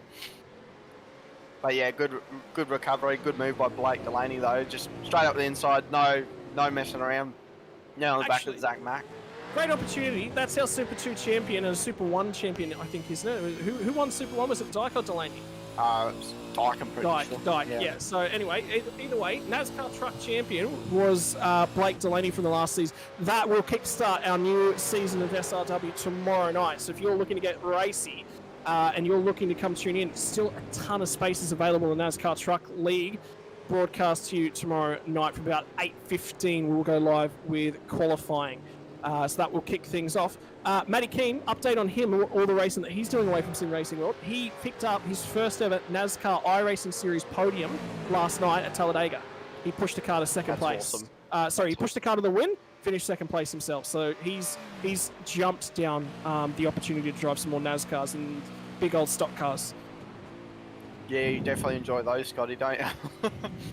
No idea. In the stock cars, I'm an absolute pleb when it comes to Muppet. Yeah, Muppet. That's a astonishing word I should use. Love Muppet. Great insult. Yeah, great. Yeah. Or Wally. That's a good one. Oh, Wally, there's one I haven't heard in a while. Yeah, there's a few. Righto. Everyone out there in watching the social medias, we've got Facebook, YouTube, both going here this evening. 3 questions for you, quick and fast. 1, does pineapple belong on pizza? Whenever you have a quiz, Yes. you've got to include that question. Number 2, favourite insult, favourite classical insult. Can't be a new one, can't be from the meme age, has to be pre-noughties. Muppet, Wally, qualify. Number 3, favourite retro livery that you're seeing on screen at the most time right now. And that's the most important of the 3 questions. We went from least to most important. You know what? If I had to say favourite livery, I'd actually say my teammate. I had to say it. And banned from the commentary booth once again. As we say, Seb coming through the field with Chaz Mustard's super cheap livery. Good looking livery with our new sponsor Racecraft on it. That's it. Very pretty. Yeah, Andrew Proctor's actually just said to him, look, she's all yours. Don't want to fight it. You take it when you're ready. Yeah.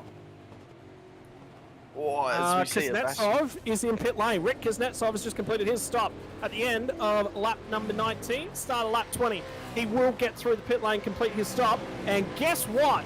Blake Delaney leads the motor race from the cars that have pit so far. Jamie Dyke will rejoin the track just in behind, about 3 seconds behind Rick Kuznetsov. Yeah, and Matty Stewart's not far behind Jamie Dyke either. So, I just heard a bit of an incident with somebody. Yeah, I think it was lap traffic. Something to do with lap traffic.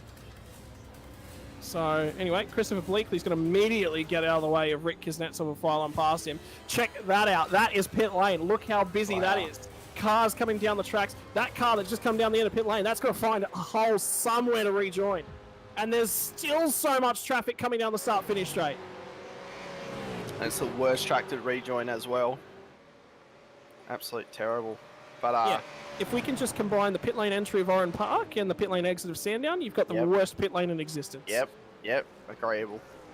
Actually, a bit of a fact. Christopher Bleakley does not drive these cars. He's actually a rallycross nerd, I'm going to call him.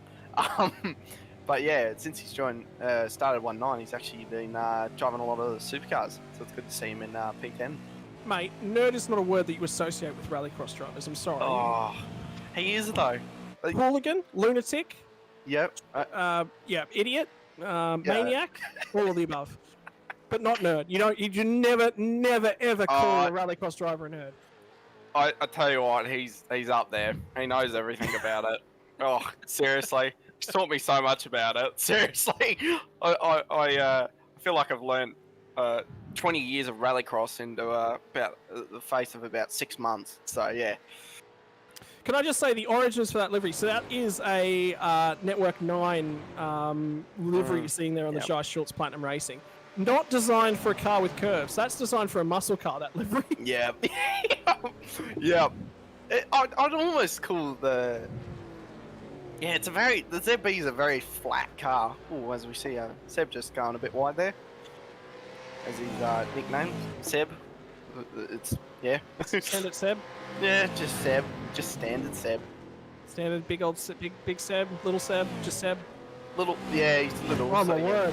Oh, drone camera going for a fly at the moment as we pick an accident up in the back end at Dandenong Road. 2 cars off, not 1. No, that would be too simple. That would be too easy. There's 2 cars off down there. Seb Rindell now into pit lane to serve his spot. Blake Delaney will drop back through the field as he's got a fresh set of boots. He is going to be back on the assault. I tell you what, he'd be a little bit bummed he didn't go about another 3 or 4 laps. He'd be in range with another safety car to make it to the end of the race as he fires it back off, rejoins the track in P number 9. That's a phenomenal drive for Blake Delaney. Jamie Dyke has already pit. He's up to pit 16, so that'll be his first flying lap after a pit stop. And I can tell you one thing, Rick Kuznetsov has just set the fastest first sector of the race. So he is flying. And at the moment, he's cutting his way through lap traffic as well. He's already up to P27, P28 in terms of lap traffic. Don't take your eyes off the screen, because if you do, blink and you'll miss it. Matty King has returned to that battle with Daniel Clutterbuck, and that was a battle that went on in Super 2 championship results last season. These guys are hanging around just outside the top 10. Both of them will want to get into the 10. Very deep there for Matty King. He's going to struggle to pull this up. Does so. but he's got an old Seaton machine lurking in the background. Michael Whiting fires it down the inside. He's going to grab a spot. Jamie Dyke is there and involved in that battle, and this is a huge opportunity for Matty Keane to clear out a full second. He's cleared out, and Whiting's going to get that job done. Now Jamie Dyke all over that Glenn Seaton. Beautiful, beautiful Mustang. Tell you what, Jamie Dyke's a quick driver for a bus driver. Oh, and a single screen. That's, yep. What do you reckon? Twin turbos in the bus driver? Yep.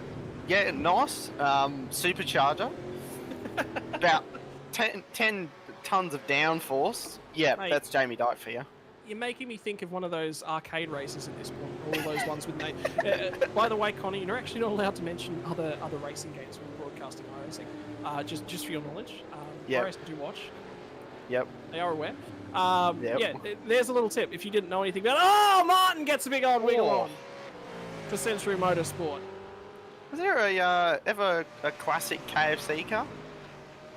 I think KFC have missed a great opportunity to sponsor a car. Yeah, definitely. Well, they're sponsoring the Century cars now, so good for KFC. Big old fans of the cricket, not so much the V8 Supercar. Yeah, I love their cricket. As we see Brian Borg and Matty Stewart going at it, passing their lap traffic. Another car off in the sand at Tendall Road. Is there any sand left in that sand pit at this point? The amount of cars we've seen go in there. As we see Brian Borg passing Matty Stewart. Yep, so that's P2 now for Brian Borg, and he's going to try and set sail. And Matty's opportunity to just sit there and watch. David Coleman starting to range in on these guys as well. 9.5 seconds is the race lead in 25 laps now for Rick Kuznets. Obviously, crosses the line to start lap number 25. The conclusion of this one will be halfway. One safety car so far. Have a look at that track map. That gap that you see, that's still got a couple cars in it running down the back straight. The track is full. Yeah, there's no room, is there? Room for error, room for even put a car on it. No, don't squeeze another car out there. Like I said, blink and you will miss it in terms of how many cars are going down. Let's have a look a little bit further down the field and see if we can pick up some drivers that are having a reasonable night. Sam Noble's not having a great one, running down a P19. No, he's moved his way up to P17 this lap. Brett Taylor's doing a reasonable job. He's ranging in on the back of another car at the moment. No, that was a lap traffic. So Stevie Martin's the next car on track with Tim Schmalenberg. Tim Schmalenberg ran a lot of races this last season in the Radicals. Radicals will be rejoining the roster again on Thursday nights as well, to anyone that's out there watching interested in some SR8 only Radicals this season. One of the most exciting and fun cars to drive on iRacing, Connor. Yeah, 100%. It's one of those cars where it's just like put an engine in it, put some downforce on it, heaps of power, go racing. Slap some grip on it. Yeah, bit of grip. Don't need much of it. Why do you need grip? Grip not important. Grip not included. That just explains the supercar. Put power, no grip, no downforce. Yep, here comes Timothy Schmalenberg's going to fire it down the inside. He's going to try and make a move there on Steve Martin. Knocks him off track. We'll see if he can hang on to it. There's a move as well for the race lead. So Borg has dropped back to P4. Looks like he's got that car back around. We'll take our eyes off the JWM Motorsports battle and go and try and pick up what's happened to Brian Borg, because he, I think, is still dropping. No, he's managed to recover it. But that is Brian Borg missing a bonnet. Yeah, you normally need a bonnet. But yeah, I think what happened was he just got caught up with lap traffic, and I think there was just an incident. And yeah. Tom Pritchard has made contact with Sebastian Vandel and been punished for it. So something's going on there between Pritchard and Vandel that we've missed as well. And Tom Pritchard will have to drive through the pit lane after making his way into the top 10 shootout, spinning at turn number 1. Night has not gotten any better, unfortunately, for Tom Pritchard. So that's unfortunate for both of those drivers. Borg will be kicking himself. Great opportunity to come away with a podium early on in the season. Great opportunity to get himself rolling. And yes, that's one that's going to go begging.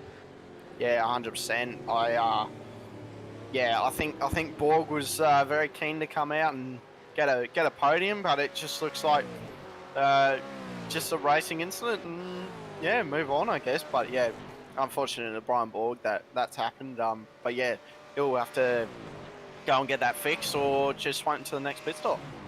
Something I can tell you is Rick Kuznetsov is cutting his way through lap traffic at the moment. He's lapped all the way up to P23 at this point in time. He's just behind Brett Taylor, who let him go by on the run down into turn number 1. So 23 cars, 23rd place is the first car off the lead lap. 22 cars still remain on the lead lap at this point in time. Look at the battle between Lance Childs and Blake Delaney's in his rearview mirror, and Zach Mack as well. This inside the top 10, and Delaney will be looking for the opportunity to get down the inside. Is it done? Blocks off the crisscross. Yep, Delaney's got that one parked up. He gets himself into P number 7, and he will immediately start chasing down Zach Mack. Do you reckon Zach Mack's nickname is Big Mac? Out of curiosity, because I reckon that's an awesome name. The Mac. Like the Big Mac. Yeah, the Mac. Yeah. I want that. Well done to Blake Delaney, though. I just looked where he is. He's in P7. Like, who does that? Absolute freak of, like, he's just a different, he's just on a different planet than us. Like, he just knows how to drive the car, but it looks effortless. Like, just, what do? Just, yeah, he just drives around, makes up a few spots, gets off. I think you've got to be quite smooth to drive a bus. Do you think he's learned a few bus driving tips from Dyke? Yeah, I think he has. Yep. Yeah. Oh! One of the JM cars just went around. That would be Schmalenberg, wouldn't it? Yeah, it would be.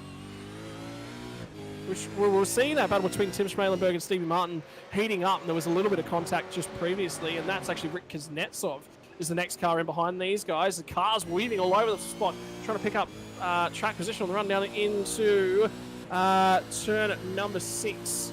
And this is going to be Richard Mayer for Frog Leap Juice Racing, fighting away with Dean Thomas. And I think it's just the two of them. Yeah, he gets down the inside. I think he's surprised Thomas there. Dylan Thomas was not expecting that one. That was a late move. Yeah, as we see, Michael Whiting just going through too. That was Whiting, was it, down the inside? Yeah, No. yeah, the one, Red Bull one. Yeah, Holden. So something's happened to Whiting again there. 2 cars off at turn number 1. Clutterbuck gets down the inside, gets the move done. No, it wasn't. It was Noble defending from Clutterbuck. So Noble must have got that move done at turn number 1. He moves up a spot to P number 12, and he's on a recovery drive as well because he was a fair way back at the end of lap number 1, Sam Noble. However, I'm not sure if he was caught up in the lap 1 incident, but he was in the pit lane. Huge lock up, and I think it's another one of the green-eyed monster liveries just trying to pull the car up. I can tell you that's not Tyler Sheaf. That's the other one. We're looking at the green-eyed monster. Have a look at the car in the background of this shot as well. That's Jamie Dyke. What have you spotted? We've got Matt Stewart around, and Delaney's, David Coleman through. So Dave Coleman will pick up P number 2 now and start to run away with that one. Man, this is heating up.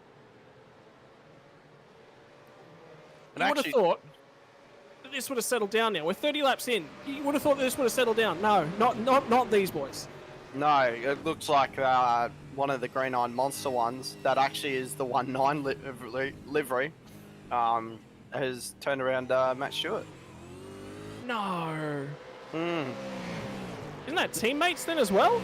No, that's just a livery. Yeah, okay. Well, anyway, Vlasbom's going to try and get back down the inside. Get a move done here on Hodgkinson, I thought, for half a moment. He's catching quite aggressively. Check a lot of that running down the tail end. Something has just happened to Matt Keane as well. It's too much. Too much, Scotty. It's too much. I'm out. Oh, it's too much. But, the important thing is Rick Kuznetsov still leading this race, and he's extended that margin now. 5 laps ago, it was 9 seconds, 9.5 seconds. Not anymore. That's nearly doubled. Yeah, he's on a different planet too. He just finished up the Invitational for Logitech, which awesome result by those guys. You know, those guys really know how to make a result, and with Brian Borg. So yeah, well done to Rick for that. So yeah. I've had the pleasure of commentating Rick Kuznetsov as well a few times. Very mild-mannered driver, lovely guy to be around, loves his sim racing. quick with a word, quick with a joke, just a generic gentleman out on the racetrack. So you should expect to see that from him. And he loves to put in and help a few people out. So see more of Rick Kuznetsov hopefully in the near future.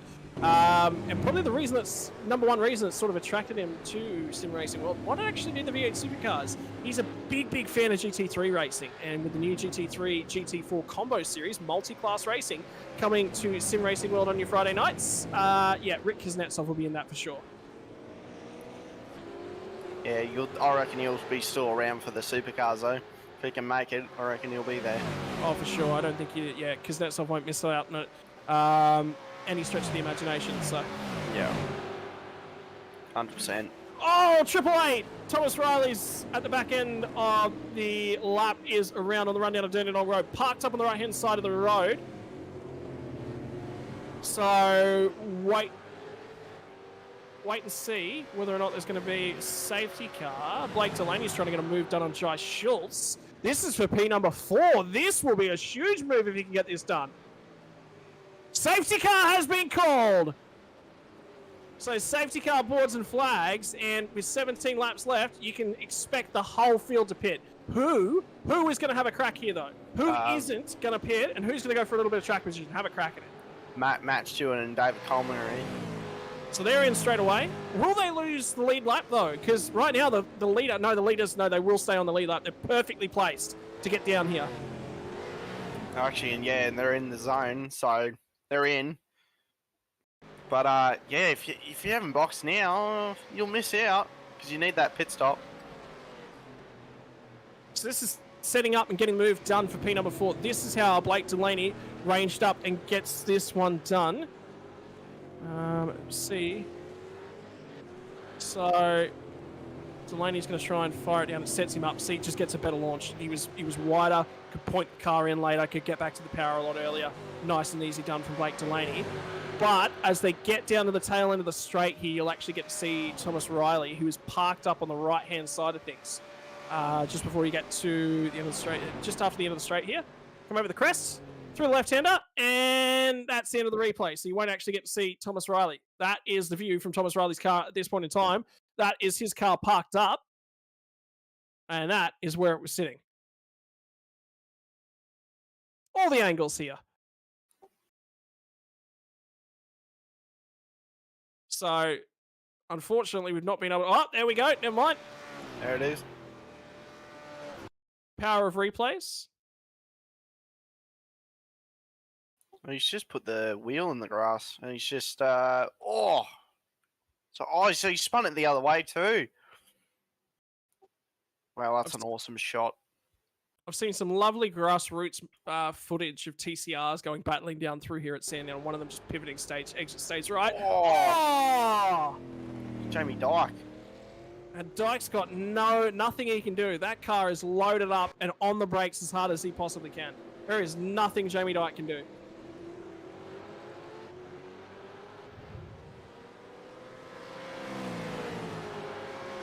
Well, Mal Powell's going to be one of the guys that's going to attempt to go for track position.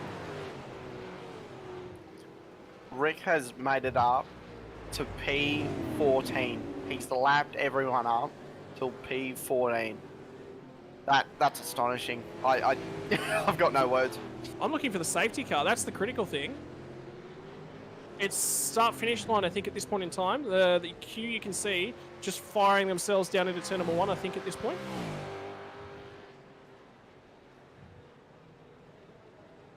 Yeah, it is.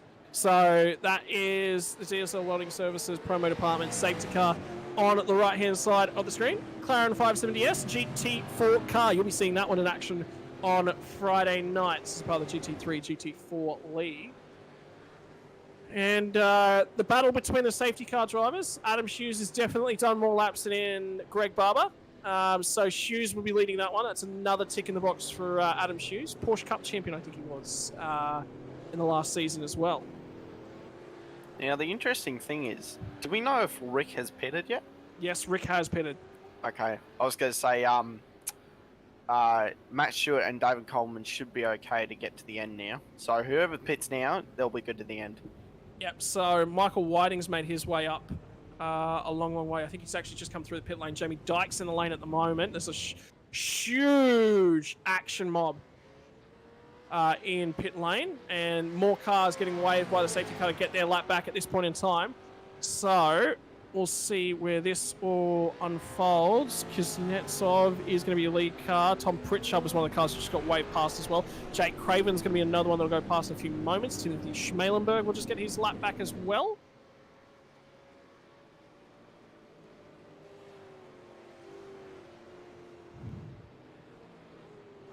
So you can see everyone's starting to grab their laps back at the moment. So the safety car will try and bring everything down, and then we're going to have ourselves a 14-15 lap sprint here, Connor.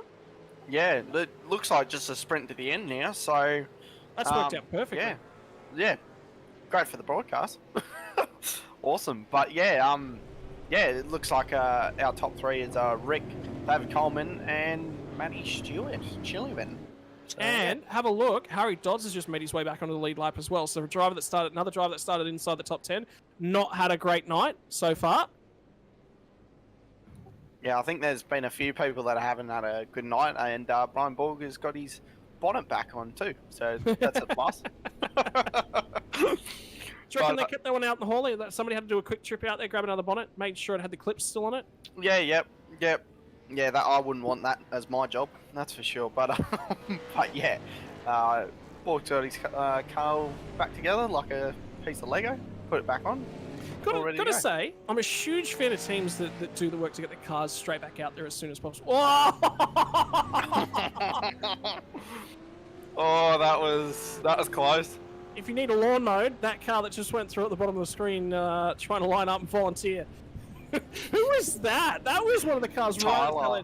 I think that was Rolly. With the wasn't Sheafy, was it? Surely it wasn't Sheafy. No, it wasn't Sheafy. Oh, okay. It was the next car ahead of Sheafy. Have a guess. Hey, it's a Sim Racing World regular. Right. I'm gonna say Sinkovic. Yeah, it's Steven Sinkovic. Oh. Well. Okay. Hopefully.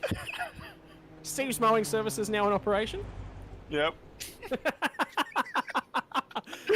He would have been hoping. He's just passed the safety car. Surely this goes, not witnessed. The eagle eyes of Rattlegun Rankin in the booth. No, Steven Sinkovic. I'm always looking out for my teammates. Yeah. The Team SRW Motorsports hazing well in effect, as usual. Yeah, of course. Hey, while we're on to the safety car, I'll tell you a quick little thing about Matty Stewart while he's in P3. He's actually the first guy that I've ever met that says he would rather start at the back than start up from the front. He is... You won't... Hang on, Connor. Connor, we've got to cut to this one. I hope we've got a replay. Shibby, do you think you can get... This is a live action replay of effectively what happened last lap. Steven Sinkovic, whilst attempting to get his lap back, has gone off at the last corner again. 2 laps in a row. Have we got the replay? We might have a replay. Oh, yeah.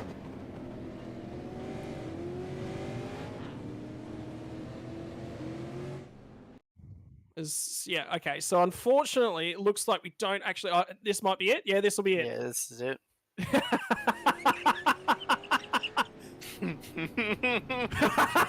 We got you, Stephen. We got you, mate. Oh. Yeah, Steve, are you gonna pay the fines for grass care down there? He's doing it for us. It's all good. We got Stephen on it. Oh, don't need the lawnmower this week. Yep. Well done to Stephen. Oh. Well, the World Rally Championships is in New Zealand at the moment, not Melbourne. No. Yeah. One more lap under safety car procedure, and then we'll go back green flag race. Oh my god. Yeah. Oh, got you, Stephen. Steve. Oh, Steve. You know the best part? I just had a quick look up at the open chat room. Nathan Allen is in there. He won't actually be racing. He will be listening to the broadcast. And Steven Sinkovic is sitting in chat with him, so he will know that he's been spotted. Hi, Steve. Oh, you hate that feeling though, just knowing that you've went. Hopefully, they didn't see me, and then you've got us. Oh, gotta My love word. teammates, don't you? So we'll go back green at the tail end of this lap. Safety car will be pulling away at the end of this lap. Field will be back in Rick Kuznetsov's hands. David Coleman has got a huge opportunity here with fresh rubber to see if he can go with the leaders. Blake Delaney, recovery drive now done and dusted. He is now fighting for outright position. Jamie Dyke, I don't think, got quite as lucky. We'll restart down in P number 11, but have a look at the whole host of drivers inside the top 10. And indeed, a debut drive from Zach Mack in the league, from the Big Mac himself, all the way up into P number 6. That is a phenomenal effort. Somebody said 30 plus spots. Yeah, that's the biggest drive of the day, surely. It's got to be. And a big shout out as well to any comments that are made about Nathan Allen as well, coming from Ray Oliver. Nathan Allen, known to rally car a safety car. Yep. Yeah, he has been caught in broadcasts off track whilst driving a safety car. Yeah, has happened. Oh. Yep. Right, back to should go to green this lap. We'll let the hazing peter out now as the promo department safety car has made its way into pit lane. Rick Kuznetsov fires us back to green off of the last corner. This time, once again, not going to wait to get them underway. He'll lead the field on the run down to turn number 1. David Coleman chasing like you would not believe. It's all going to settle itself out. Here comes Borg. Opportunity for him to recover as well. Gets down the inside. I don't know if contact was made, but there was a car sideways on the run into turn number 1 and a car going backwards. And I think that was Richard Mayer was in the Wins livery. Well, another fishy joke for you, Scotty. Matt Stewart's in a fishy sandwich. A lot of tuna. Yeah, a lot. Don't know how well piranha tastes on crackers. No. Yeah, it wouldn't taste good. It's going to be a difficult remainder of the night for Matty Stewart, and he's got to get that chili bin settled, sorted, and ready. Hopefully he's had a few from the chili bin under the safety car to settle himself down. Jamie Dyke's grabbed 2 spots already on the restart. Borg still getting aggressive here as well. Clutterbuck's up a whole host of spots. Keane has disappeared off of our timing charts. Matty Keane he's P17. He's dropped a few spots in that safety car. That did not work out well for him, so he's gone backwards. Mal Powell is up a whole host of positions under that safety car period. His pit stop was on lap 35, so he has done a stop. It was just a little bit later on. Tyrone Walsh pit on lap 30. He's probably one of the earliest cars to pit, so it looks like everyone pit except for Lance Childs, but I think there's been enough fuel saving now done under that safety car period that he should be fine to get home. Yeah, he should be all. I think everyone should be all good to the end. So it's just gonna get the elbows out or get the claws out and go for it. Yeah, so Kuznetsov's still trying to hold off David Coleman. Coleman is just trying his hardest to go with him. And Delaney is trying to throw everything at this rear bumper of Stewart. The door opened for half a moment down into the end of Dandenong Road. And Delaney will not be able to get his way down the inside there. Stewart is defending for all his money. The final step on the podium. Oh, car sideways, car backwards is Matty Keane. We got the onboard cross right as Keane was sliding that thing sideways. Speedway action down at the end of Dandenong Road. Maybe, yeah, I mean, when we go back to Matt Stewart and Blake Delaney and Zach Mack's not far behind either. Yeah, Dylan Thomas is right there with those guys as well, so that's still not resolved itself. Coleman has now checked out, so there's no drafting assistance now for Matt Stewart. He'll try and get that thing onto the podium. He is going to rip and claw his way forwards. He is going to fight tooth and nail, and Blake Delaney has got to set this overtake up. He cannot send it too early. He cannot send it from too far back. That's going to result in an incident. That's going to result in a penalty. So that's what's on his mind. 100%. I've just noticed on the straight, I think Matt Stewart's actually got less wing than Blake Delaney right now. So all up the straights, I think Matt Stewart's got a bit more straight line speed. But yeah, I'm still astonished by Zach Mack making those many positions. Yeah, it's good to see someone that's bringing something else to the table. So we see Sebastian Varndell. Still it says safety car. Yep, so ignore that safety car department. That will now disappear up off of the top of the screen. There's a racing incident deemed at turn number 1. Car not left enough racing room down the inside. Self-penalising incident between Brian Borg. So he will continue on with no further action, no penalty. And Borg has now got past... Borg is now on the rear bumper of Zach Mapp, fighting for 6th spot. This is the battle. Chris Bleakley, you're looking forward at Aiden Schultz and Daniel Clutterbuck, who are going to go toe-to-toe. And a reminder for Clutterbuck, this is the first time for him on a lot of the Australian circuits in a V8 Supercar. He's only done international racing in these cars so far. He's very foreign to them, and he came on strong at the tail end of last season. It was a phenomenal drive late in the season with the Team X guys, both of them. I still love Sebastian's livery there. It looks awesome. As we see the Coke car. Well, he's just giving him a little tap. The Century car has come through too. There's too much action, Scotty. There's too much.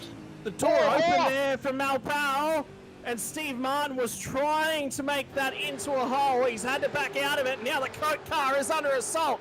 This is going to be a sweet run down the inside now from Stephen Martin. As he says, mate, we serve Pepsi in my establishment. Let's see if he can fire away on the inside and snack on this. It's some popcorn chicken into turn number 1. Oh, the defense! There's the popcorn. Both cars, they make contact. Martin will get away with it. The Coke car gets away with it. Everyone manages to hang on to their spots.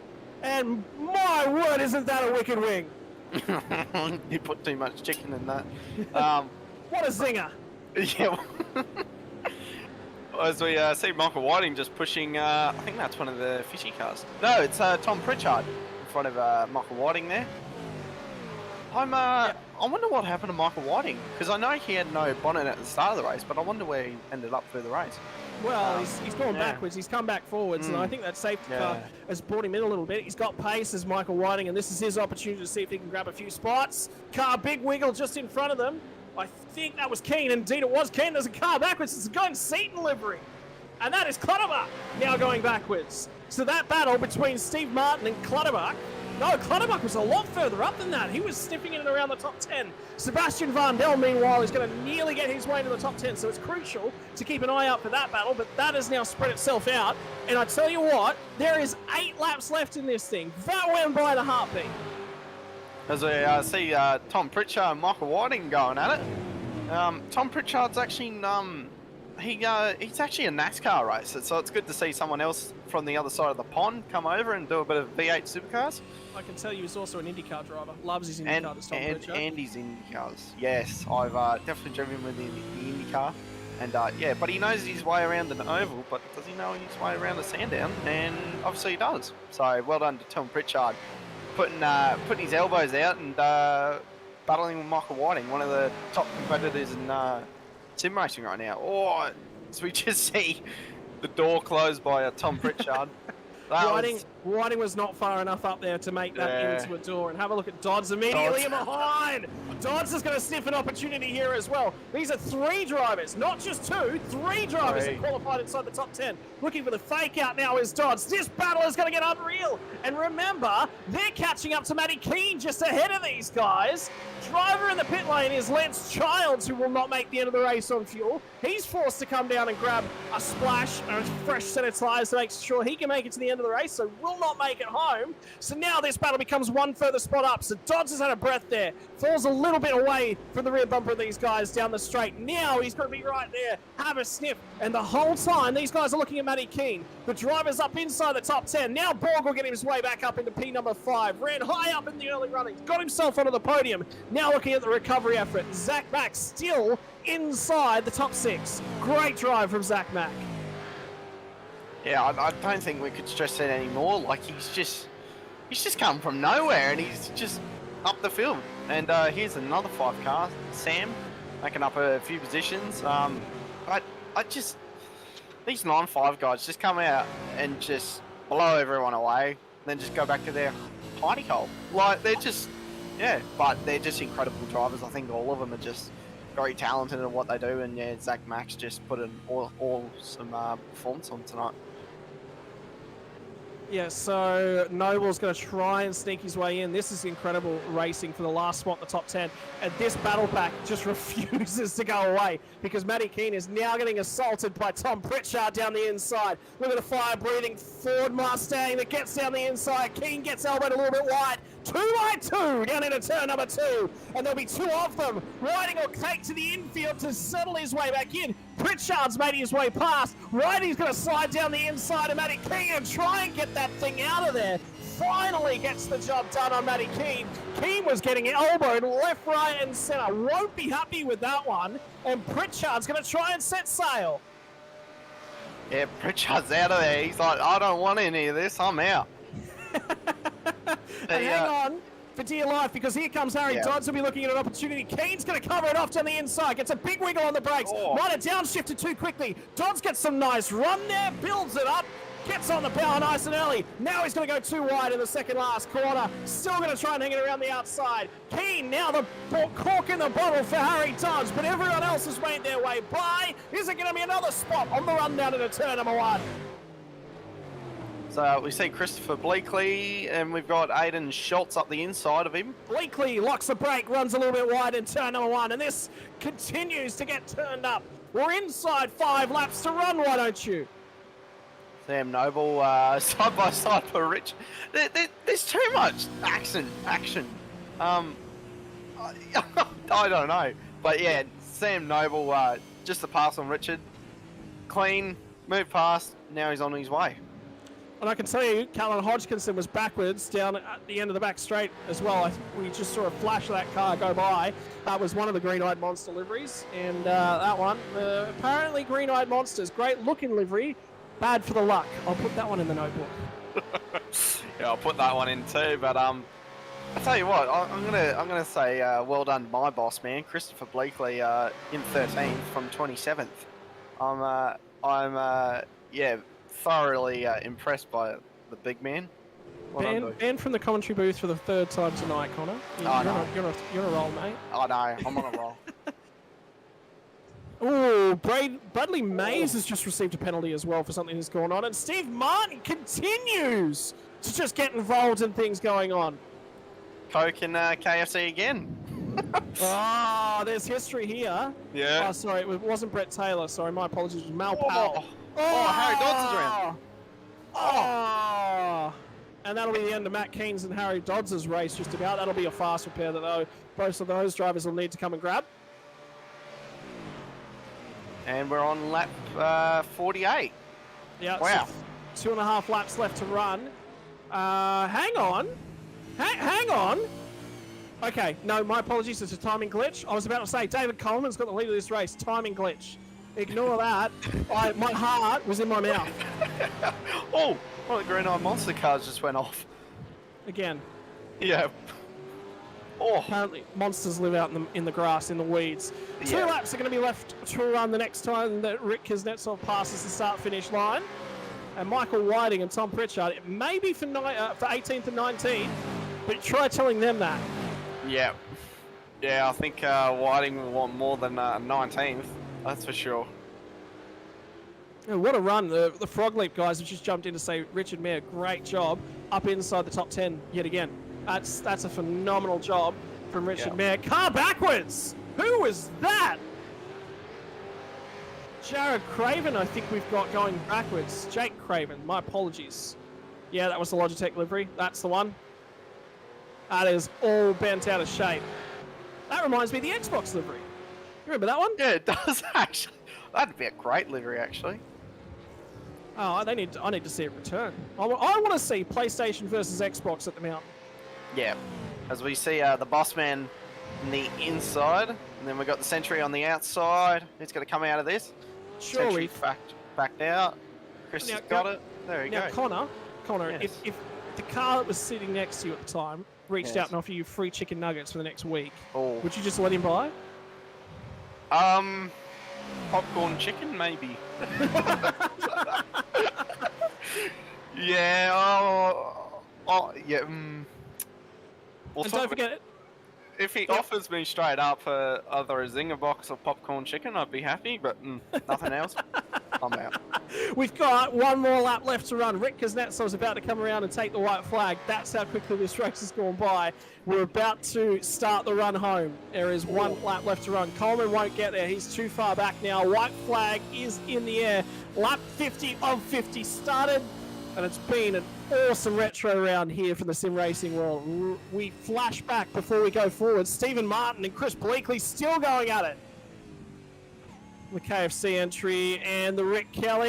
Oh, big wiggle from Bleakley, but manages to hang on to it. Third position, and Martin will finally get that job done. And have a look at the horde of Hornets coming in behind them. This is a car pack of now 6 cars. And Pritchard and Whiting are involved in it. Matty Keane gets elbowed yet again.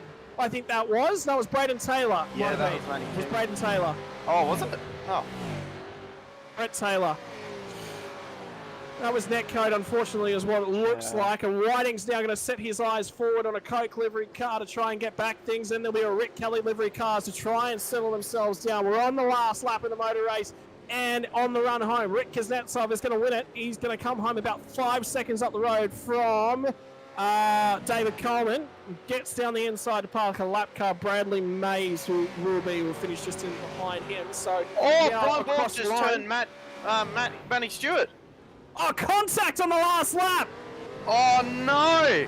And Zach Mack's involved in it as well. Oh no! Borg is trying to redress. Borg is waiting. So Oh, this is the second last corner. The first run out from Matty Stewart for a very long time, and he just got turned. Oh, I don't think that was on at all. Nah. There's no way. Oh no! Oh, gutted for my And teammate. Zach Mack, remember, Zach Mack has gotten caught up in this. Yeah, Matty Stewart finished 7th out of that. He's not going to be Was happy on- with that. Was on for a podium. Borg was hunting him down, was having a crack, and having a red hot crack. Literally, it is nearly a spitting image. Albeit at the last 2 corners of Sandown as opposed to Townsville. But it reminds me of, was it Will Davison? Or it was, no, it was Will Davison on Shane Van Gisbergen at Townsville earlier this year. Yeah, I just noticed something. Guess who from 2nd to 4th are? What team you reckon? Fishy boys sneaking it Yeah. all the way back in. David That's Coleman. incredible. Qualifying hasn't been his biggest strength so far in the last 6 months, but it doesn't matter when you have races like those from Dave Coleman. Can you believe 50 laps has gone by like that, Connor? Yeah, I'm astounded it's went that quick, to be honest. That was yeah, that was quick actually. But yeah, we can see everyone just doing burnouts now. Everyone's burning the rubber off them now. But yeah, that was quick. That was really quick. I think it was just when you put about almost 50 cars on the track. Yeah, you're gonna have a pretty exciting race. So yeah, but well done to everyone that turned up, and thank you to everyone. What a My race. word. What a race. It's just cars everywhere. Yeah. I think it's about the only thing that describes that. Blake Delaney's going to celebrate a podium. Not bad to start out the new season. Not bad.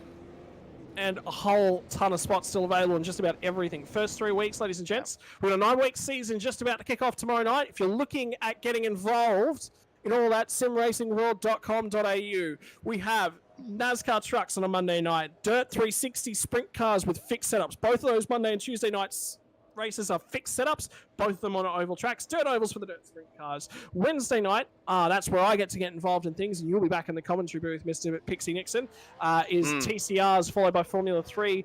Thursday night is your SR8 only radicals, no SR10 radicals for this season, followed by your Porsche Cup. Friday night, GT3, GT4 multi-class combo. And Sunday night will be your V8 Supercars series. What we do this season, 5 Australian tracks now on iRacing, 9 rounds. One of those misses out twice around the country with one missing out. That's what's going to happen in terms of the season. That's what's going to happen in terms of the layout. And I believe TCR is actually kicking off this week at Bathurst as well. with the high downforce set up in the TCR. So that's going to be a phenomenal battle.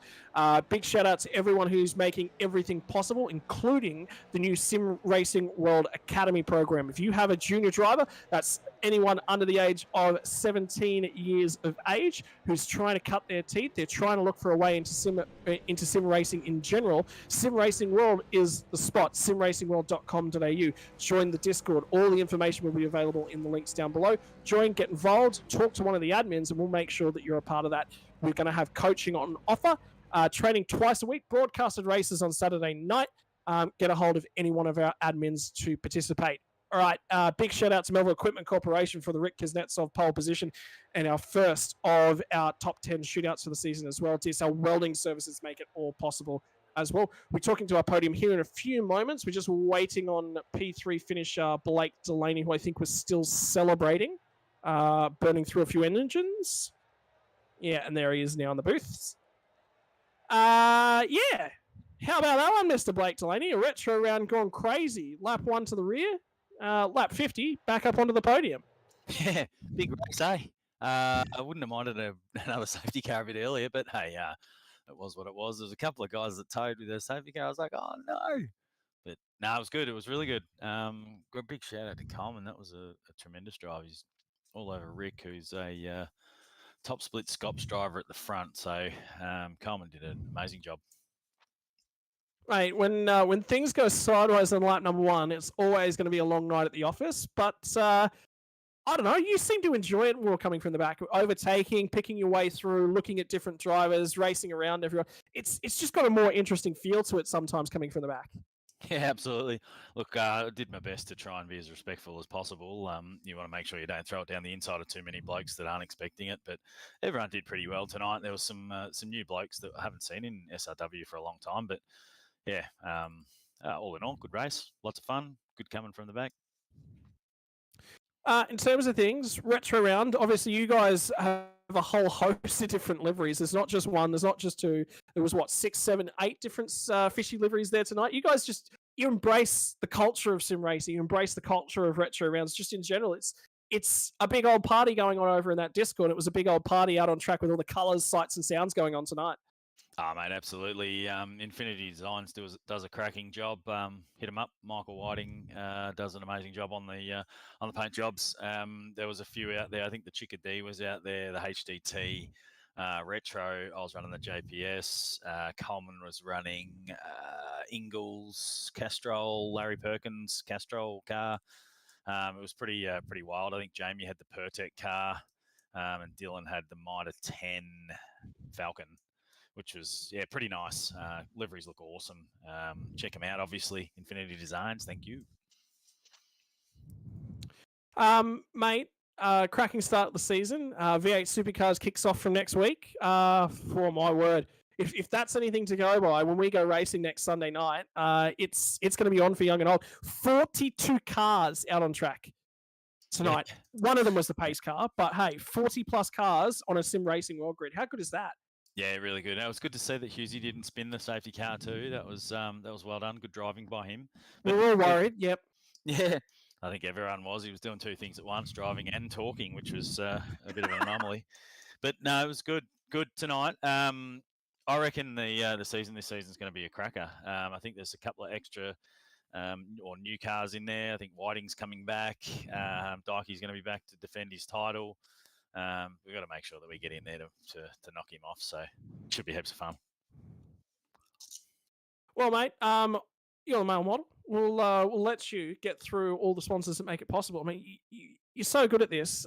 Surely somebody's got to pay you to do promotions for them at this point. Surely. I appreciate it. Thanks to all the fishy boys again tonight in Discord was amazing. It's like 14 odd people in there at the moment, cracking some amazing jokes. 12th man got a fairly decent run tonight, which was tremendous.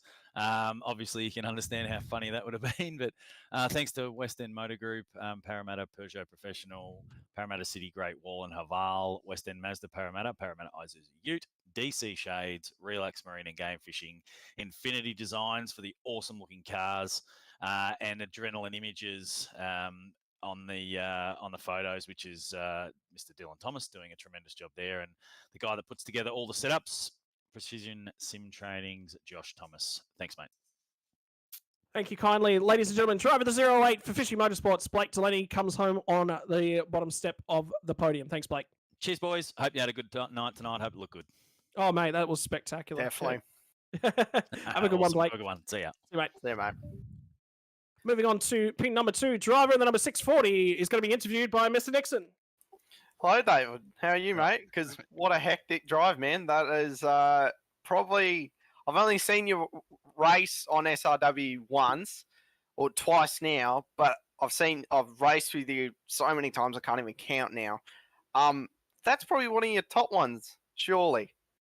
Yeah, well, I don't know what happened to turn 1, but somehow I managed to... I think I went from 10th to 16th, which wasn't too bad considering the spin I had. So it was just keeping out of trouble, really. And like, kind of like there was a bit of the checkup at turn 1, kind of opened I think the top 10 up a bit. So I kind of had free running for the whole first pit stop, which was good. Yeah, 100%. And we saw that whole turn 1 just accident. Then obviously you've clawed your way back, but then we've seen you with Rick and you're keeping up with him. And like Delaney, he actually joined and said what a great drive you did. And 100%, I reckon, honestly, you probably did one of the best drives. Like there's that many people that drove tonight that was just remarkable.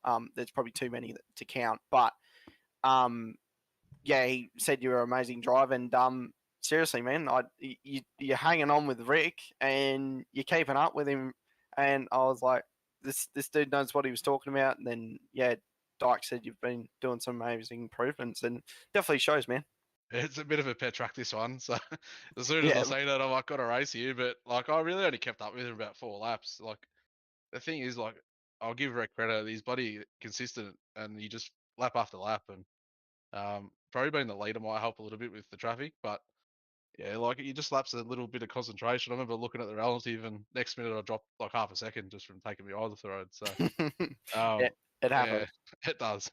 Yeah, it happens. And man, I don't think there's much else. You just drove and you did amazing, man. And well done to yourself. Anyone that you'd like to thank or anything? Well, thank Infinity Designs for the livery, because the livery's a cracker. So yeah, 100%. All the sponsors, which Blake's already shouted out, and just all you guys, and yeah, obviously give Rick a big shout out for winning it. So 100%, man. That's Scotty's job, and well done to you, mate. P2. Cheers, boys. Congratulations, Dave. Congratulations on P2 tonight. We'll see you again next weekend, mate. You will. See you, boys. Yep. And finally, we move to the top step of the podium. It's his first appearance in Sim Racing World. Driver of the number 8 for Premier Racing Team. It is Rick Kuznetsov. Rick, it's not the first time I've seen you out there, but man, I tell you what, you look good in these V8 Supercars, don't you? Yeah, it's been a good race. Been driven these cars for quite a bit now, at a high level, so it's good to be in these cars again. Mates, talk to us about Sandown. It's always one of those races that sort of eats at everyone. It's so much fun to be out there. You want to come back to the place because it's good, hard racing. It's difficult. You've got to get the car turned in at the end of Dandenong Road. You've got to get the car painted up nice and pretty, retro round in terms of things. How good is it to see 41 cars out there with liveries of old going around such an important piece of Australian motor racing history? Yeah, it was great to see everyone having their own retro liveries. But 40 cars around here was pretty terrifying. Trying to deal with traffic and all that. Because such a short track, traffic gets up pretty quick. So yeah, the track's awesome though. Right, in terms of things tonight, it was nice and easy up front for the large part of things, but you've got to make sure that you still cap things off. You didn't get a good run on the way down into turn number 1. Sebi had a little bit of a lock-up, and then he sort of unfolded chaos trying to get back in terms of things. And we talked to you at the end of the top 10 shoot about how important it is to get that first lap underway, to settle yourself into the race and really get things underway. And you get to turn 1 and maybe not going the right way from lap 1. Yeah, I didn't have the best of starts. I saw Seb get a better start, and I was just going to stick behind him for a bit, but he obviously went wide, and then all the chaos unfolded behind me, so I got pretty lucky about getting any incidents, and then it's just trying to keep the car clean the whole way through.